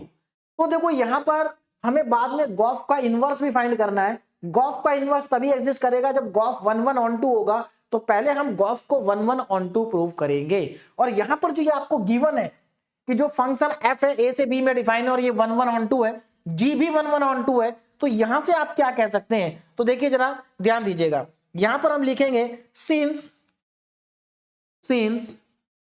f and g since f and g are 1 1 since f and g are 1 1 on 2 function है ना, ये तो हमें दिया है ना, since f and g are 1 1 on 2 function. Clear है। तो f और g जो है दोनों कैसे फंक्शन है, 1 1 ऑन 2 फंक्शन है। इसका मतलब क्या है, इसका मतलब ये है, जरा ध्यान से समझिएगा, इंपॉर्टेंट है यहां पर। अगर f और g दोनों के दोनों फंक्शन 1 1 भी है ऑन 2 भी है, तो हम क्या कह सकते हैं, दिस इंप्लाइज दैट, यहां पर लिख देता हूं, दिस इंप्लाइज दैट या therefore ऐसे लिख लेते हैं, therefore। अब देखो ये f और g दोनों 1 1 ऑन 2 है ना, 1 1 ऑन 2 है। तो अगर ये 1 1 ऑन 2 है तो यहां पर आपको मालूम है fx इज इक्वल टू या y इक्वल टू fx होता है, y इक्वल टू fx है ना। देखो ये दोनों के दोनों फंक्शन 1 1 ऑन 2 है, 1 1 ऑन 2 है। तो अब जरा ध्यान से देखो, if y equal to fx, this implies that f inverse y is equal to x। भाई ध्यान दीजिए, अगर ये दोनों के दोनों 1 1 भी हैं ऑन 2 भी हैं, since f and g are 1 1 on 2, therefore f inverse and therefore f inverse and g inverse both are exist। कैसे पता चला एग्जिस्ट कर रहे हैं, क्योंकि हम ऑलरेडी पढ़ चुके हैं कि अगर कोई फंक्शन 1 1 भी है ऑन 2 भी है तो उसका इनवर्स एग्जिस्ट करेगा। तो f यहां पर 1 1 भी है ऑन 2 भी है, इसका मतलब f इनवर्स एग्जिस्ट करेगा। g 1 1 भी है ऑन 2 भी है, इसका मतलब g इनवर्स एग्जिस्ट करेगा। और अगर f इनवर्स और g इनवर्स एग्जिस्ट करेगा तो f इनवर्स और g इनवर्स की वैल्यू क्या होगी वो हम यहां पर लिख रहे हैं। देखिए अगर f इनवर्स एग्जिस्ट करेगा है ना, तो यहां पर ध्यान दीजिए, जो fx होता है वो y के इक्वल होता है। जब आप f में इनपुट x डालते हो तो आपको क्या मिलता है, y मिलता है। तो y इक्वल टू fx है। तो अगर मैं इस f का इनवर्स निकालूंगा तो क्या आ जाएगा, f inverse y equal to x आ जाएगा। इसी तरह से लिखते हैं भाई, कोई फंक्शन अगर आपके पास y इक्वल टू fx है तो इसका इनवर्स क्या होगा, f inverse y equal to x। Similarly अब यहां पर देखो ये b से c में डिफाइन है। कहां से डिफाइन है, b से c में डिफाइन है। इसका मतलब यहां पर अगर मान लो, देखो जो x है वो कोई एलिमेंट है सेट a का, बी के अंदर कौन सा एलिमेंट होता है वाई, और सी के अंदर मान लेते कोई एलिमेंट है z. If z equal to g y, z equal to g y, तो this implies that f inverse z equal to में वाई।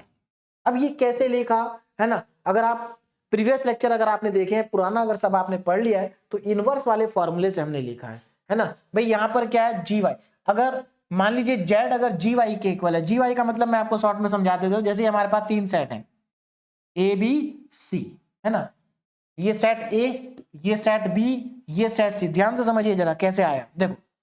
तो इसमें क्या है, सेट ए के अंदर मान लेते हैं हमारे पास एलिमेंट है एक्स, ये हमने इनपुट दिया एफ को, तो हमें यहां से मिल गया एफ एक्स, जिसको हम कहते हैं वाई के इक्वल, है ना। उसके बाद ये जो वाई है, इसको हमने इनपुट दिया जी फंक्शन को, तो यहां से हमें क्या मिल गया, जी वाई मिल गया, और इसी जी वाई को हम यहां पर बोल रहे हैं जेड। तो अब तो मेरे ख्याल से समझ में आ गया, इसमें एक्स टाइप के एलिमेंट हो गए, इसमें वाई टाइप के, इसमें जेड टाइप के। अब जरा ध्यान दो, अगर y equal to f x है, तो जब हम इसका f का इनवर्स निकालेंगे तो f inverse y equal to x हो जाएगा। भाई सीधी सी बात है, आप अगर आप a से b में जा रहे हैं तो आपको fx मिलेगा, लेकिन जब आप वापस b से a में आ रहे हैं तो आपको इनवर्स मिलेगा। तो इनवर्स के केस में इनपुट y हो जाएगा और आउटपुट x हो जाएगा। देखो फंक्शन f के केस में इनपुट x था और आउटपुट y था, उल्टा कर दो, उल्टा मतलब b से a कर दो, तो f इनवर्स जो होगा उसमें इनपुट y हो जाएगा और आउटपुट x हो जाएगा। तो वही चीज तो लिखी है यहां पर, इनवर्स के लिए इनपुट y हो जाएगा, आउटपुट x हो जाएगा। सिमिलरली इस वाले फंक्शन के लिए इनपुट y है, इनपुट क्या है y है, तो जब आप इसमें इनपुट y डालोगे तो आपको जी वाई मिलेगा, यानी कि z मिलेगा आपको। तो जब आपने y डाला तो आपको z मिला, जब आपका इनवर्स लिखने जाओगे इसका जी इनवर्स, तो आप z को डालोगे तो आपको y मिलेगा। तो मेरे ख्याल से अब पूरा कॉन्सेप्ट आपको क्लियर हो गया होगा, है ना। और ये जो हमें यहाँ पर 2 इक्वेशन मिली हैं, इसको मैं डाल देता हूँ इक्वेशन नंबर 1 और इसको हम डाल देते हैं इक्वेशन नंबर 2। तो ये तो वो चीजें हैं जो हमें गिवन थी, यानी कि ये जो 2 बातें हमें गिवन थी, इन दोनों बातों से हमने ये रिजल्ट या ये कंक्लूजन क्या कर लिया, यहां से निकाल लिया। अब थोड़ा सा आगे बढ़ते हैं और हमें क्या प्रूव करना है कि गॉफ जो है वो 1 1 ऑन 2 है। तो सबसे पहले बात करेंगे, हम प्रूव करेंगे गॉफ को 1 1। तो यहां पर जरा ध्यान दीजिए 4 1 1। अगर आप गॉफ को 1 1 प्रूव करना चाहते हैं तो आपको क्या करना है, सबसे पहले देखिए गॉफ को 1 1 ऑन 2 प्रूव करना है। गॉफ ए से सी में डिफाइन है, तो ए के अंदर हमें क्या करना पड़ेगा, कोई भी 2 एलिमेंट कंसीडर करने पड़ेंगे, क्योंकि गॉफ ए से सी में डिफाइन है। तो जैसे हम फंक्शन को 1 1 कैसे प्रूव करते थे, कि हम फंक्शन को 1 1 प्रूव करने के लिए क्या करते थे, फंक्शन की जो डोमेन होती थी उसमें से कोई भी 2 एलिमेंट को कंसीडर कर लेते थे। तो यहां पर गॉफ की जो डोमेन होगी वो ए होगी, तो हम क्या करते हैं, let x1 x2 belongs to set A. अगर आप लोगों ने लेक्चर नंबर 1 देखा है और उसके क्वेश्चन अच्छे से किए हैं तो आपको मालूम होगा कि 1 1 कैसे प्रूव करते हैं। तो 1 1 प्रूव करने के लिए पहले मैंने 2 एलिमेंट x1 और x2 ले लिए, कहां पर, सेट ए के अंदर। सेट ए के अंदर मैंने 2 एलिमेंट को कंसीडर कर लिया है, x1 और x2 को, है ना। तो x1 x2 belongs to set ए, है ना।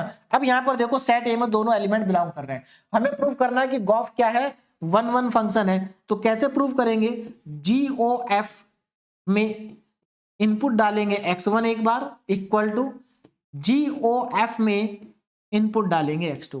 देखो सीधी सी बात है, अगर आपको कोई भी फंक्शन 1 1 ऑन टू प्रूव करना है तो उसमें आप क्या करो, पुट कर दो, क्या पुट कर दो, fx1 इक्वल टू fx2, और अगर x1 इक्वल टू x2 आ जाता है तो आप कहेंगे 1 1 होगा।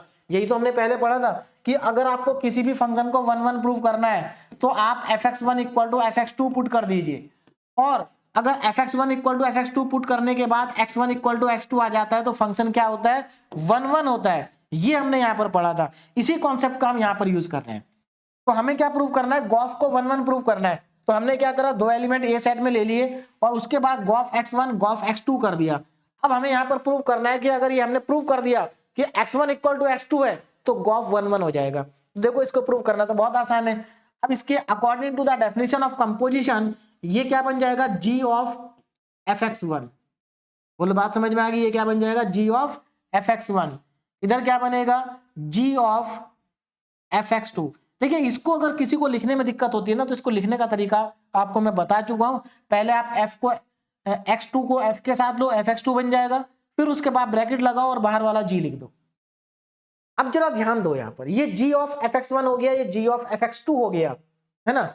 अब मैं नेक्स्ट स्लाइड पे चलता हूं। अच्छा मुझे एक बात बताओ, g ये जो fx1 है ये g के लिए x1 का काम कर रहा है, और ये जो fx2 है ये g के लिए दोनों तरफ, हाँ ये भी g के लिए किसका काम कर रहा है, x2 का काम कर रहा है। तो क्योंकि g क्या है, चलिए इस स्टेप को मैं रिपीट कर लेता हूं आगे। पहले g के ब्रैकेट में क्या है, g fx1 ये है, और g fx2। देखो ये जो fx1 और fx2 है g के लिए x1 और x2 का काम कर रहा है, और आपको मालूम है जो g है वो कैसा फंक्शन है, g11 फंक्शन है। तो एक बात बताओ, जब आपको पहले से मालूम है कि g11 फंक्शन है, देखो मैं यहां पर लिखता हूं, यहां पर हम लिखेंगे सिंस g is 11, हमें मालूम है कि g कैसा फंक्शन है, 11 फंक्शन है। और अगर g 11 फंक्शन है तो क्या हम यहां पर लिख सकते हैं fx1 इक्वल टू fx2? क्यों लिखा, इसलिए लिखा क्योंकि हम लिखते थे fx1 इक्वल टू fx2, और अगर ये फंक्शन 11 है तो हम कह सकते हैं कि x1 इक्वल टू x2 है। अगर मान लो मैं आपसे कह दूं कि फंक्शन जो है वो 11 है, तो इसका मतलब क्या है कि fx1 इक्वल टू fx2 है, तो x1 इक्वल टू x2 होगा। देखो 11 प्रूव करने के लिए क्या करते थे, हम ये इक्वल पुट करते थे, और अगर x1 इक्वल टू x2 आ जाता तो हम कहते थे कि 11 है। अब यहां पर उल्टा समझिए कैसे, अब यहां पर आपको पहले से दिया कि 11 है, तो जब 11 है तो इसका मतलब x1 इक्वल टू x2 100% होगा, प्रूव करने की जरूरत ही नहीं है। तो यहां पर जब g11 है तो इसके अंदर g के आगे जो लिखा हुआ है ये आपस में क्या होंगे, इक्वल होंगे। अब आगे चलते हैं। अब हमें गिवन है कि f जो है वो भी 11 है ना, तो यहां पर क्या लिखेंगे, सिंस g इज 11। अब यहां पर फिर से मैं वही लिखूंगा, सिंस f इज 11, f भी तो 11 है, तो अगर f 11 है तो सीधी सी बात है x1 इक्वल टू क्या हो जाएगा, x2 हो जाएगा। और हमने स्टार्ट कहां से किया था, हमने स्टार्ट किया था कि g of x1 Gauff x2 से, और हमने प्रूफ क्या कर दिया कि x1 इक्वल टू x2 है। तो इसका मतलब ये हुआ, this implies that gof is 11। Gof कैसा फंक्शन है, 11 फंक्शन है। ये बात यहां से क्या हो गई, प्रूफ हो गई। बोलो बात समझ में आ गई। अब थोड़ा सा आगे बढ़ते हैं। तो हमने गॉफ को 11 प्रूव कर दिया, अब हम प्रूव करेंगे ऑन टू। अब क्या प्रूव करेंगे, ऑन टू प्रूव करेंगे। तो 4 ऑन टू। अब जरा ध्यान देंगे ऑन टू कैसे करेंगे। देखो ऑन टू करने का तरीका क्या था हमारा, ऑन टू करने का तरीका, वैसे हमने जो बहुत सारे क्वेश्चन पहले किए थे तो हम वहां पर क्या करते थे, ऑन टू प्रूव करने के लिए हम ये करते थे कि जो हमारे पास फंक्शन होता था, अगर हम ये प्रूव कर दें कि उसकी जो कोडोमेन है, फंक्शन की जो कोडोमेन है और फंक्शन की जो रेंज है, अगर दोनों इक्वल आ जाती थी तो हम कहते थे फंक्शन ऑन टू है। लेकिन यहां पर प्रॉब्लम क्या है, यहां पर प्रॉब्लम ये है कि यहां पर आपको डोमेन और रेंज दी नहीं गई है। यहां पर आपको सेट एबीसी दे रखा है ना, एबीसी के अंदर क्या एलिमेंट है ये नहीं दे रखा है, यानी कि यहां पर डोमेन भी नहीं, सॉरी कोडोमेन और रेंज आपको मालूम नहीं है। तो जहां पर कोडोमेन और रेंज मालूम नहीं है तो वहां पर हम क्या करते हैं, जरा ध्यान दीजिए। ये हम ऑलरेडी पहले भी मैं आपको बता चुका हूं। तो इसके लिए आपको क्या करना होगा, देखो कोई भी पहले अब हम बेसिक डेफिनेशन पे जाना पड़ेगा ऑन टू की। ऑन टू की बेसिक डेफिनेशन क्या है, ऑन टू की बेसिक डेफिनेशन ये कि अगर आपको ये प्रूव करना है कि किसी भी फंक्शन को आपको ये प्रूव करना है कि वो ऑन टू है, तो आपको ये प्रूव करना पड़ेगा कि उस फंक्शन के, देखिए आप जैसे फॉर एग्जांपल यहां पर अगर मुझे f को ऑन टू प्रूव करना है तो f कब ऑन टू होगा, तो इसके लिए मुझे ये प्रूव करना पड़ेगा कि b सेट में जितने भी एलिमेंट है उन सबकी प्री इमेज a सेट में है, तब मैं कहूंगा कि f क्या है, ऑन टू है। अगर मुझे g को ऑन टू प्रूव करना हो तो मुझे क्या करना पड़ेगा, मुझे ये प्रूव करना पड़ेगा कि c के अंदर जितने भी एलिमेंट है उनकी प्री इमेज सेट b के अंदर क्या होनी चाहिए, तो g क्या हो जाएगा, ऑन टू। सिमिलरली अगर मुझे गॉफ को ऑन टू प्रूव करना है, गॉफ को अगर मुझे ऑन टू प्रूव करना है तो ये जो गॉफ फंक्शन है ये तो a से c में डिफाइन है, तो मुझे ये प्रूव करना पड़ेगा कि c सेट में जितने भी एलिमेंट है उन सबकी प्री इमेज a सेट के अंदर है। अब इस बात को प्रूव कैसे करेंगे, तो यहां पर आ जाते हैं, बहुत सिंपल है इसको प्रूव करना। सबसे पहले क्या करना पड़ेगा, क्योंकि आपको ये प्रूव करना है कि सी सेट के सभी एलिमेंट की प्री इमेज ए सेट में है। तो यहां पर मैं सबसे पहले क्या करूंगा, एक एलिमेंट मान लूंगा सी तो सेट है, एक एलिमेंट मान लेंगे जेड जो कि सी सेट को बिलोंग करता है। हम यहां पर वैसे भी देखिए आप ध्यान दे सकते हैं कि हमारे पास जो सी सेट है उसमें हम जेड लेते हैं, अभी मैंने आपको बताया था, और बी में हम वाई लेंगे और ए में हम एक्स लेंगे। आगे बढ़ते हैं। तो मैंने सी सेट में एक एलिमेंट कंसीडर कर लिया जेड। अब जरा यहां पर ध्यान से देखना, देखो अब यहां पर अगर आप ध्यान से देखें, अब मैं यहां पर लिखूंगा सिंस जी, जो हमारे पास जी फंक्शन है वो क्या है, G is an onto function. देखो जी कैसा फंक्शन है, ऑन टू फंक्शन है, तो इससे क्या पता चलेगा हमें, since g is an onto function, जो हमारा जी फंक्शन है वो ऑन टू है। अब जरा ध्यान दो, देखो यहां पर थोड़ा सा जल्दी से देखिए एक्चुअल में यहां पर क्या हो रहा है। ये हमारे पास तीन सेट है ए बी सी, यहां पर जेड एलिमेंट है, यहां पर वाई एलिमेंट है और यहां पर एक्स एलिमेंट है ना। आप जानते हैं वाई जो होता है वो एफ एक्स के इक्वल होता है और जेड जो होता है वो जी वाई के इक्वल होता है। यहां से यहां जी है फंक्शन और यहां से यहां एफ है फंक्शन, ध्यान से देखना जल्दी से, ठीक है। अब देखो G is an onto function, हमें मालूम है ये जो फंक्शन है जी ऑन टू है, कैसे पता चला, गिवन था, देखो जी 1 1 ऑन टू है, एफ भी 1 1 ऑन टू है। अब since g is an onto function, अगर ये जी ऑन टू फंक्शन है तो इसका मतलब ये है कि सी सेट में जितने भी जेड एलिमेंट है उनकी प्री इमेज वाई में होगी, है ना। तो यहां पर मैं क्या लिख सकता हूं, see G is an onto function, G is an onto function, तो यहां पर इसके बाद हम लिखेंगे देन देयर एग्जिस्ट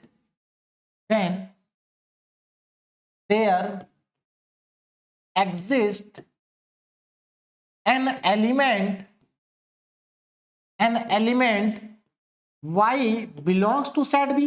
भाई सीधी सी बात है, अगर g ऑन टू फंक्शन है तो then there exists an element y belongs to set b such that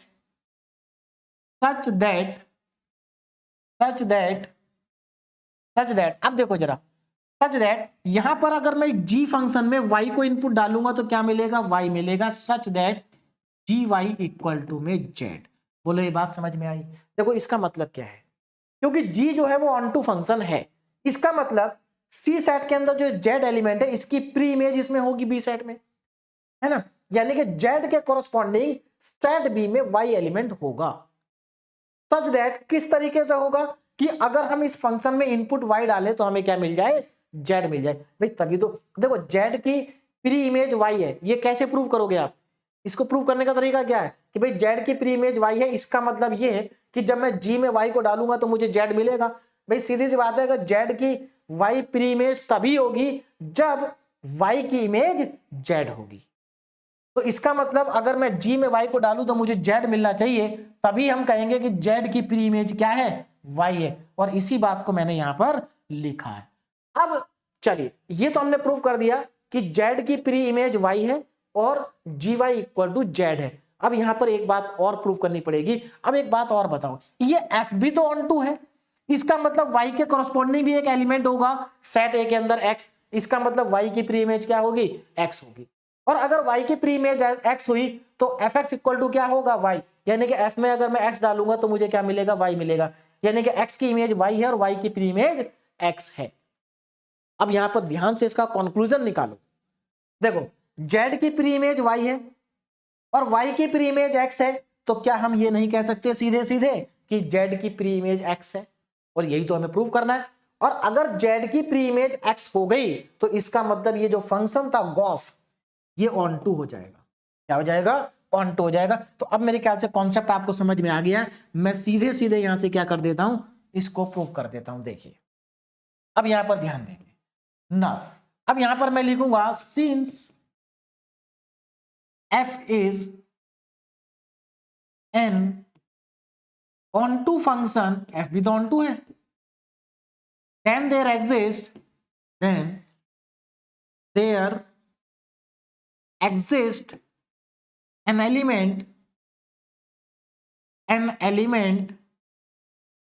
element x belongs to set A such that such that अब देखो एलिमेंट सेट ए में belong कर रहा है, such that fx is equal to y।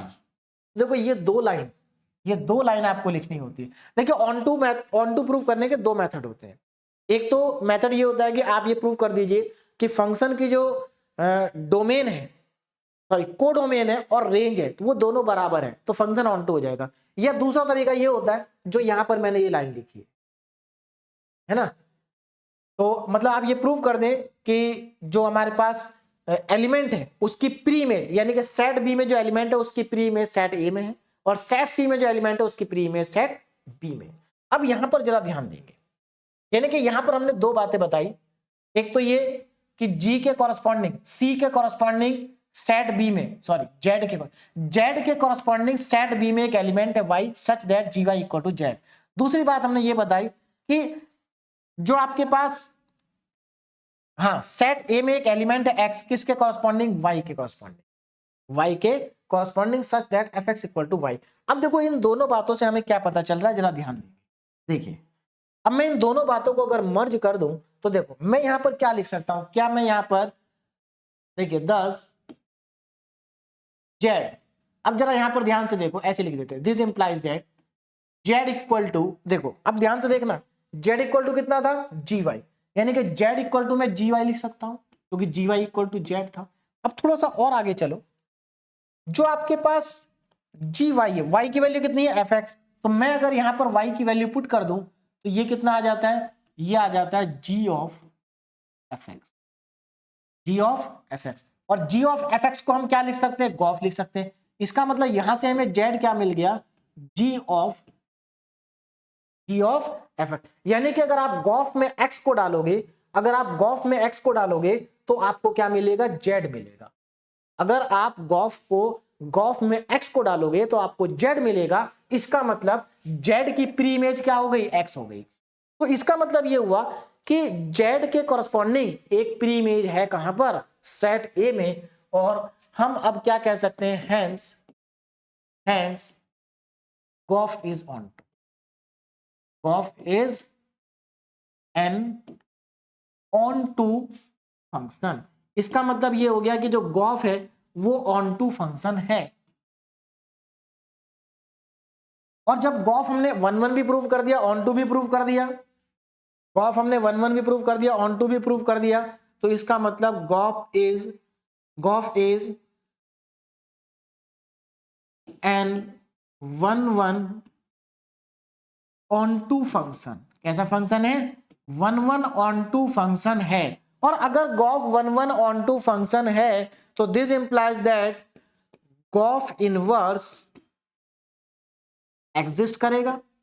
Gauff inverse क्या करेगा, exist करेगा। और अगर गॉफ इनवर्स एग्जिस्ट करता है तो गॉफ इनवर्स होगा कितना, तो यहां से जरा ध्यान दो, अगर गॉफ इनवर्स एग्जिस्ट करता है तो गॉफ इनवर्स की वैल्यू क्या होगी भाई, तो अगर गॉफ इनवर्स एग्जिस्ट करेगा तो गॉफ इनवर्स, यहां से देखो गॉफ इनवर्स जेड की वैल्यू होगी एक्स, और इसको हम कह देते हैं इक्वेशन नंबर 3। अब इससे पहले देखो जरा 1 और 2 तो हमारे पास पहले आ चुकी थी, इक्वेशन नंबर 1 और 2 ये रही, और ये हमारे पास आ गई 3, यानी कि गॉफ इनवर्स जेड की वैल्यू एक्स है। तो हमारे यहाँ पर दो पार्ट तो प्रूफ हो गए। देखो सॉरी, हमने ये प्रूफ कर दिया कि गॉफ 1 1 ऑन टू है। अब हमें क्या प्रूफ करना है, ये प्रूफ करना है कि गॉफ का इनवर्स जो है f inverse of g inverse के इक्वल है। तो देखो इसको कैसे प्रूव करेंगे, अब जरा ध्यान दें। देखो गॉफ इनवर्स जेड किसके इक्वल है, एक्स के इक्वल है, ये बात तो प्रूफ हो गई। गॉफ इनवर्स जेड एक्स के इक्वल है। अगर हम ये प्रूव कर दें कि देखो गॉफ इनवर्स जेड किसके इक्वल आ गया, एक्स के इक्वल आ गया। अगर हम ये प्रूव कर दें कि F inverse of g inverse of x, sorry F नहीं जेड भी एक्स के इक्वल है, तो दोनों बराबर हो जाएंगे। यानी कि यहां पर अब मुझे क्या कैलकुलेट करना, नाउ अब देखो जरा ध्यान से, एफ इनवर्स ओ जी इनवर्स, एफ इनवर्स ओ जी इनवर्स, और इस पर इसको हमें अप्लाई करना है किसके ऊपर, जेड के ऊपर। अब जरा ध्यान देना, इसको अप्लाई कर रहे हैं हम जेड के ऊपर। बोलो बात क्लियर हो गई? किसके ऊपर अप्लाई कर रहे हैं? जेड के ऊपर अप्लाई कर रहे हैं। आप जरा ध्यान देना। तो according to the definition of composition, तो इसको हम कैसे लिख सकते हैं? F inverse of g inverse of z composition. देखिए यहां पर इनवर्स है तो फंक्शन ही ना, तो हमने इसको ओपन कर दिया, F inverse of g inverse of Z. अब यहां पर जरा ध्यान देना, जी इनवर्स जेड की वैल्यू तो हमें पता है, जी इनवर्स जेड की वैल्यू हमें पता है, ये रही जी इनवर्स, एक मिनट, ये जी इनवर्स था, एफ नहीं था, ये क्या है? जी इनवर्स है ना। क्यों है जी इनवर्स? क्योंकि यहां देखो ना z equal to g y था, तो this implies that g inverse z equal to y. तो जी इनवर्स जेड की वैल्यू वाई है, तो यहां पर एक काम करो, जी इनवर्स जेड की जगह क्या पुट कर दो? वाई पुट कर दो, तो एफ इनवर्स वाई आ गया। और एफ इनवर्स वाई की वैल्यू भी याद पता है हमें, एफ इनवर्स वाई कितना? एक्स के बराबर है। देखो देखो जी इनवर्स जेड वाई के बराबर है और एफ इनवर्स वाई एक्स के बराबर है। हाँ, यहां पर इसका रीजन लिखना पड़ेगा, ये किसके बराबर है? एक्स के बराबर है। रीजन यहां पर लिख दो, क्या रीजन आएगा? फ्रॉम इक्वेशन 1 है ना, और यहां 1 2 है वो शायद, फ्रॉम इक्वेशन 2 और फ्रॉम इक्वेशन 1। तो मेरे ख्याल से अब आपको क्लियर हो गया होगा। फ्रॉम इक्वेशन 1 से हमारे पास 1 में क्या था? जी इनवर्स जेड की वैल्यू वाई थी, वो पुट कर दी हमने। उसके बाद फ्रॉम इक्वेशन नंबर 1 से एफ इनवर्स वाई की वैल्यू एक्स थी, वो हमने पुट कर दी। अब यहां पर इसका मतलब क्या हुआ कि हमारे पास क्या आ गया? जरा ध्यान से देखो, हमारे पास आ गया f inverse of g of inverse z is equal to x, और इसको मैं कह देता हूं इक्वेशन नंबर 4। अब यहां पर देखो जरा, इक्वेशन 3 को देखो, 4 को देखो, g o f inverse z x के बराबर है, f inverse of g of inverse z भी एक्स के बराबर है। तो from equation number 3 and 4, from equation number 3 and 4 हम ये कह सकते हैं कि g o f inverse z is equal to f inverse of g inverse of z बराबर है, क्या है? इक्वल है। और यहां पर अब दोनों तरफ से जेड को आप चाहे तो ना लिखें, तो यहां पर आप सीधे सीधे लिख सकते हैं, एक मिनट, यहां पर थोड़ा सा गलत हो गया, ये था आपका जी ओ एफ इनवर्स है ना, ये आ गया। अब देखो यहां पर जी ओ, अब यहां पर मैंने जेड को क्या कर दिया? हटा दिया। तो g of inverse is equal to f of inverse o g of inverse. तो यही हमें क्या करना था? प्रूफ करना। देखो इंपॉर्टेंट थ्योरम है, सिंपल है, बस थोड़ा सा बेसिक्स पर ध्यान देना है ना, और ये आसानी के साथ आप क्या कर सकते हैं? प्रूफ कर सकते हैं। तो यहां पर हमारी दोनों थ्योरम क्या हो गए? सॉरी, जो थ्योरम थी वो हमारी क्या हो गई? 2 पार्ट उसमें प्रूफ करने थे, दोनों पार्ट हमारे क्या हो गए? प्रूफ हो गए। अब यहाँ पर डीपीपी में कुछ और इंपॉर्टेंट क्वेश्चन है, जैसे मैंने कराया बिल्कुल वैसे ही है ना। देखो जो क्वेश्चन नंबर 1 है ये वैसा ही है जैसा मैंने क्वेश्चन नंबर आपको 1 और 3 कराया था। क्वेश्चन नंबर 2 बिल्कुल वैसा ही है जैसा हमने क्वेश्चन नंबर 4 किया था, है ना। ये भी 4 के जैसा ही है, और ये हमारा क्वेश्चन नंबर 5 के जैसा है। तो एकदम सिमिलर क्वेश्चन है, बहुत ही आसानी के साथ आप इनको कर सकते हैं। तो इन क्वेश्चन को ट्राई करिए। तो यहां पर आपका जो कंपोजिशन ऑफ फंक्शन था वो भी क्या हो गया? कंप्लीट हो गया। अब नेक्स्ट लेक्चर में हम स्टार्ट करेंगे Boolean algebra. Boolean algebra function से थोड़ा बड़ा चैप्टर है, लेकिन बहुत ज्यादा बड़ा नहीं है। तो ये जो यूनिट है हमारी वो जल्दी ही कंप्लीट हो जाएगी। आप फंक्शन को अच्छे से करिए, क्योंकि कंपोजिशन ऑफ फंक्शन, देखिए 3 लेक्चर फंक्शन के हुए, तीनों ही बहुत इंपॉर्टेंट है, और तीनों आपको तभी समझ में आएंगे जब आप स्टार्टिंग से पढ़ेंगे, है ना। तो सबसे पहले आप टाइप्स ऑफ फंक्शन पढ़िए, उसके बाद इनवर्स कैसे निकालते हैं ये पढ़िए, उसके बाद आपको कंपोजिशन बहुत आसानी से समझ में आ जाएगा। तो अभी आप इन क्वेश्चन को, जो डीपीपी के क्वेश्चन है, उनको प्रैक्टिस करिए। नेक्स्ट लेक्चर में हम पढ़ेंगे Boolean algebra. Okay, thank you very much.